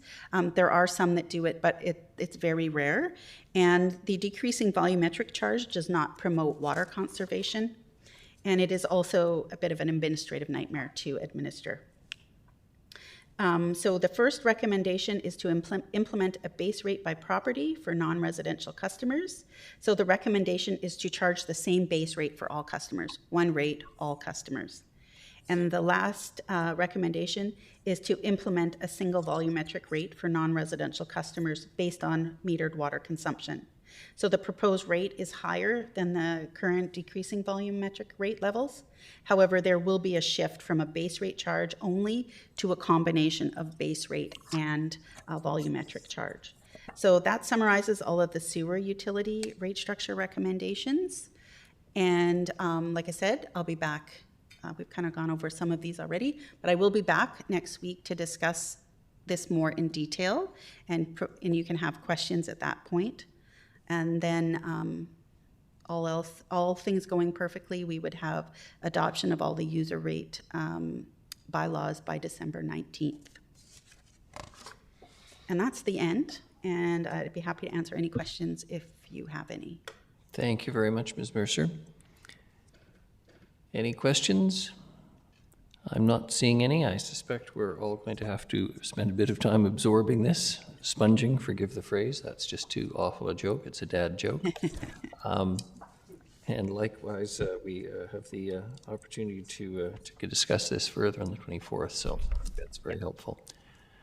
Thank you very much. Not seeing any other questions. We have no other business per se. I'm pretty sure we don't have any questions. So I would ask for a procedural motion to proceed in camera now. Moved Councillor Thorpe, seconded Councillor Perino. All those in favor? Any opposed? None. Motion carries. Thank you.